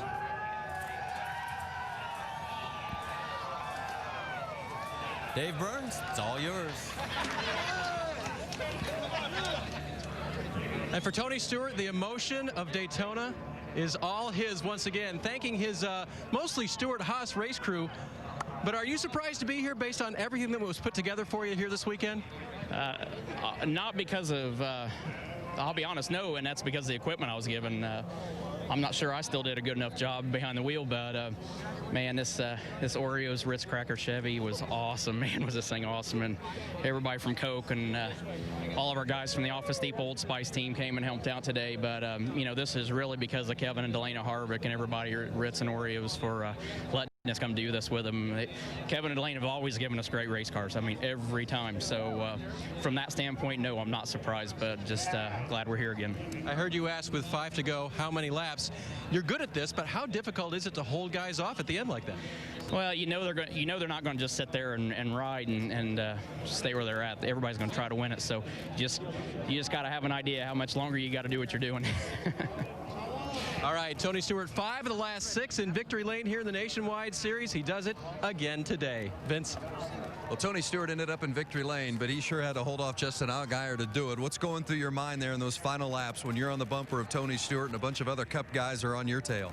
Well, just follow the 4. You know, I told Tony, I had Spotter tell Tony before that last restart that if we can get rolling, we'll push him out there and get him as far ahead as we can. But Verizon Dodge guys did just an unbelievable job. I got in the wall early and I thought I ruined our day. We had an oil leak. We had to come in and fix it and fix the damage, and just to be there at the end and to know that how far this team's come from last year and just know how far we've come. It's pretty awesome. And his spotter did an unbelievable job. He was up there, you know, just telling me how far back and how forward we needed to go. So God was definitely on our side today, that's for sure. Terrific effort for Justin Allgaier and the Verizon Dodge today. Marty? All right, we're catching our breath up here. A lot of excitement. The celebration will go on for quite a while. And we put the first one in the books for 2010. Make sure to tune in next week when we head west for the NASCAR Nationwide Series at California. We'll be on the air Saturday at 5 Eastern on ESPN2. Congratulations again to Tony Stewart. For our entire ESPN crew, I'm Marty Reed. Till we meet again, right now we go to Sports Center at Daytona. We're going to send it over to Alan Beswick in the pit studio. Alan, it's all yours.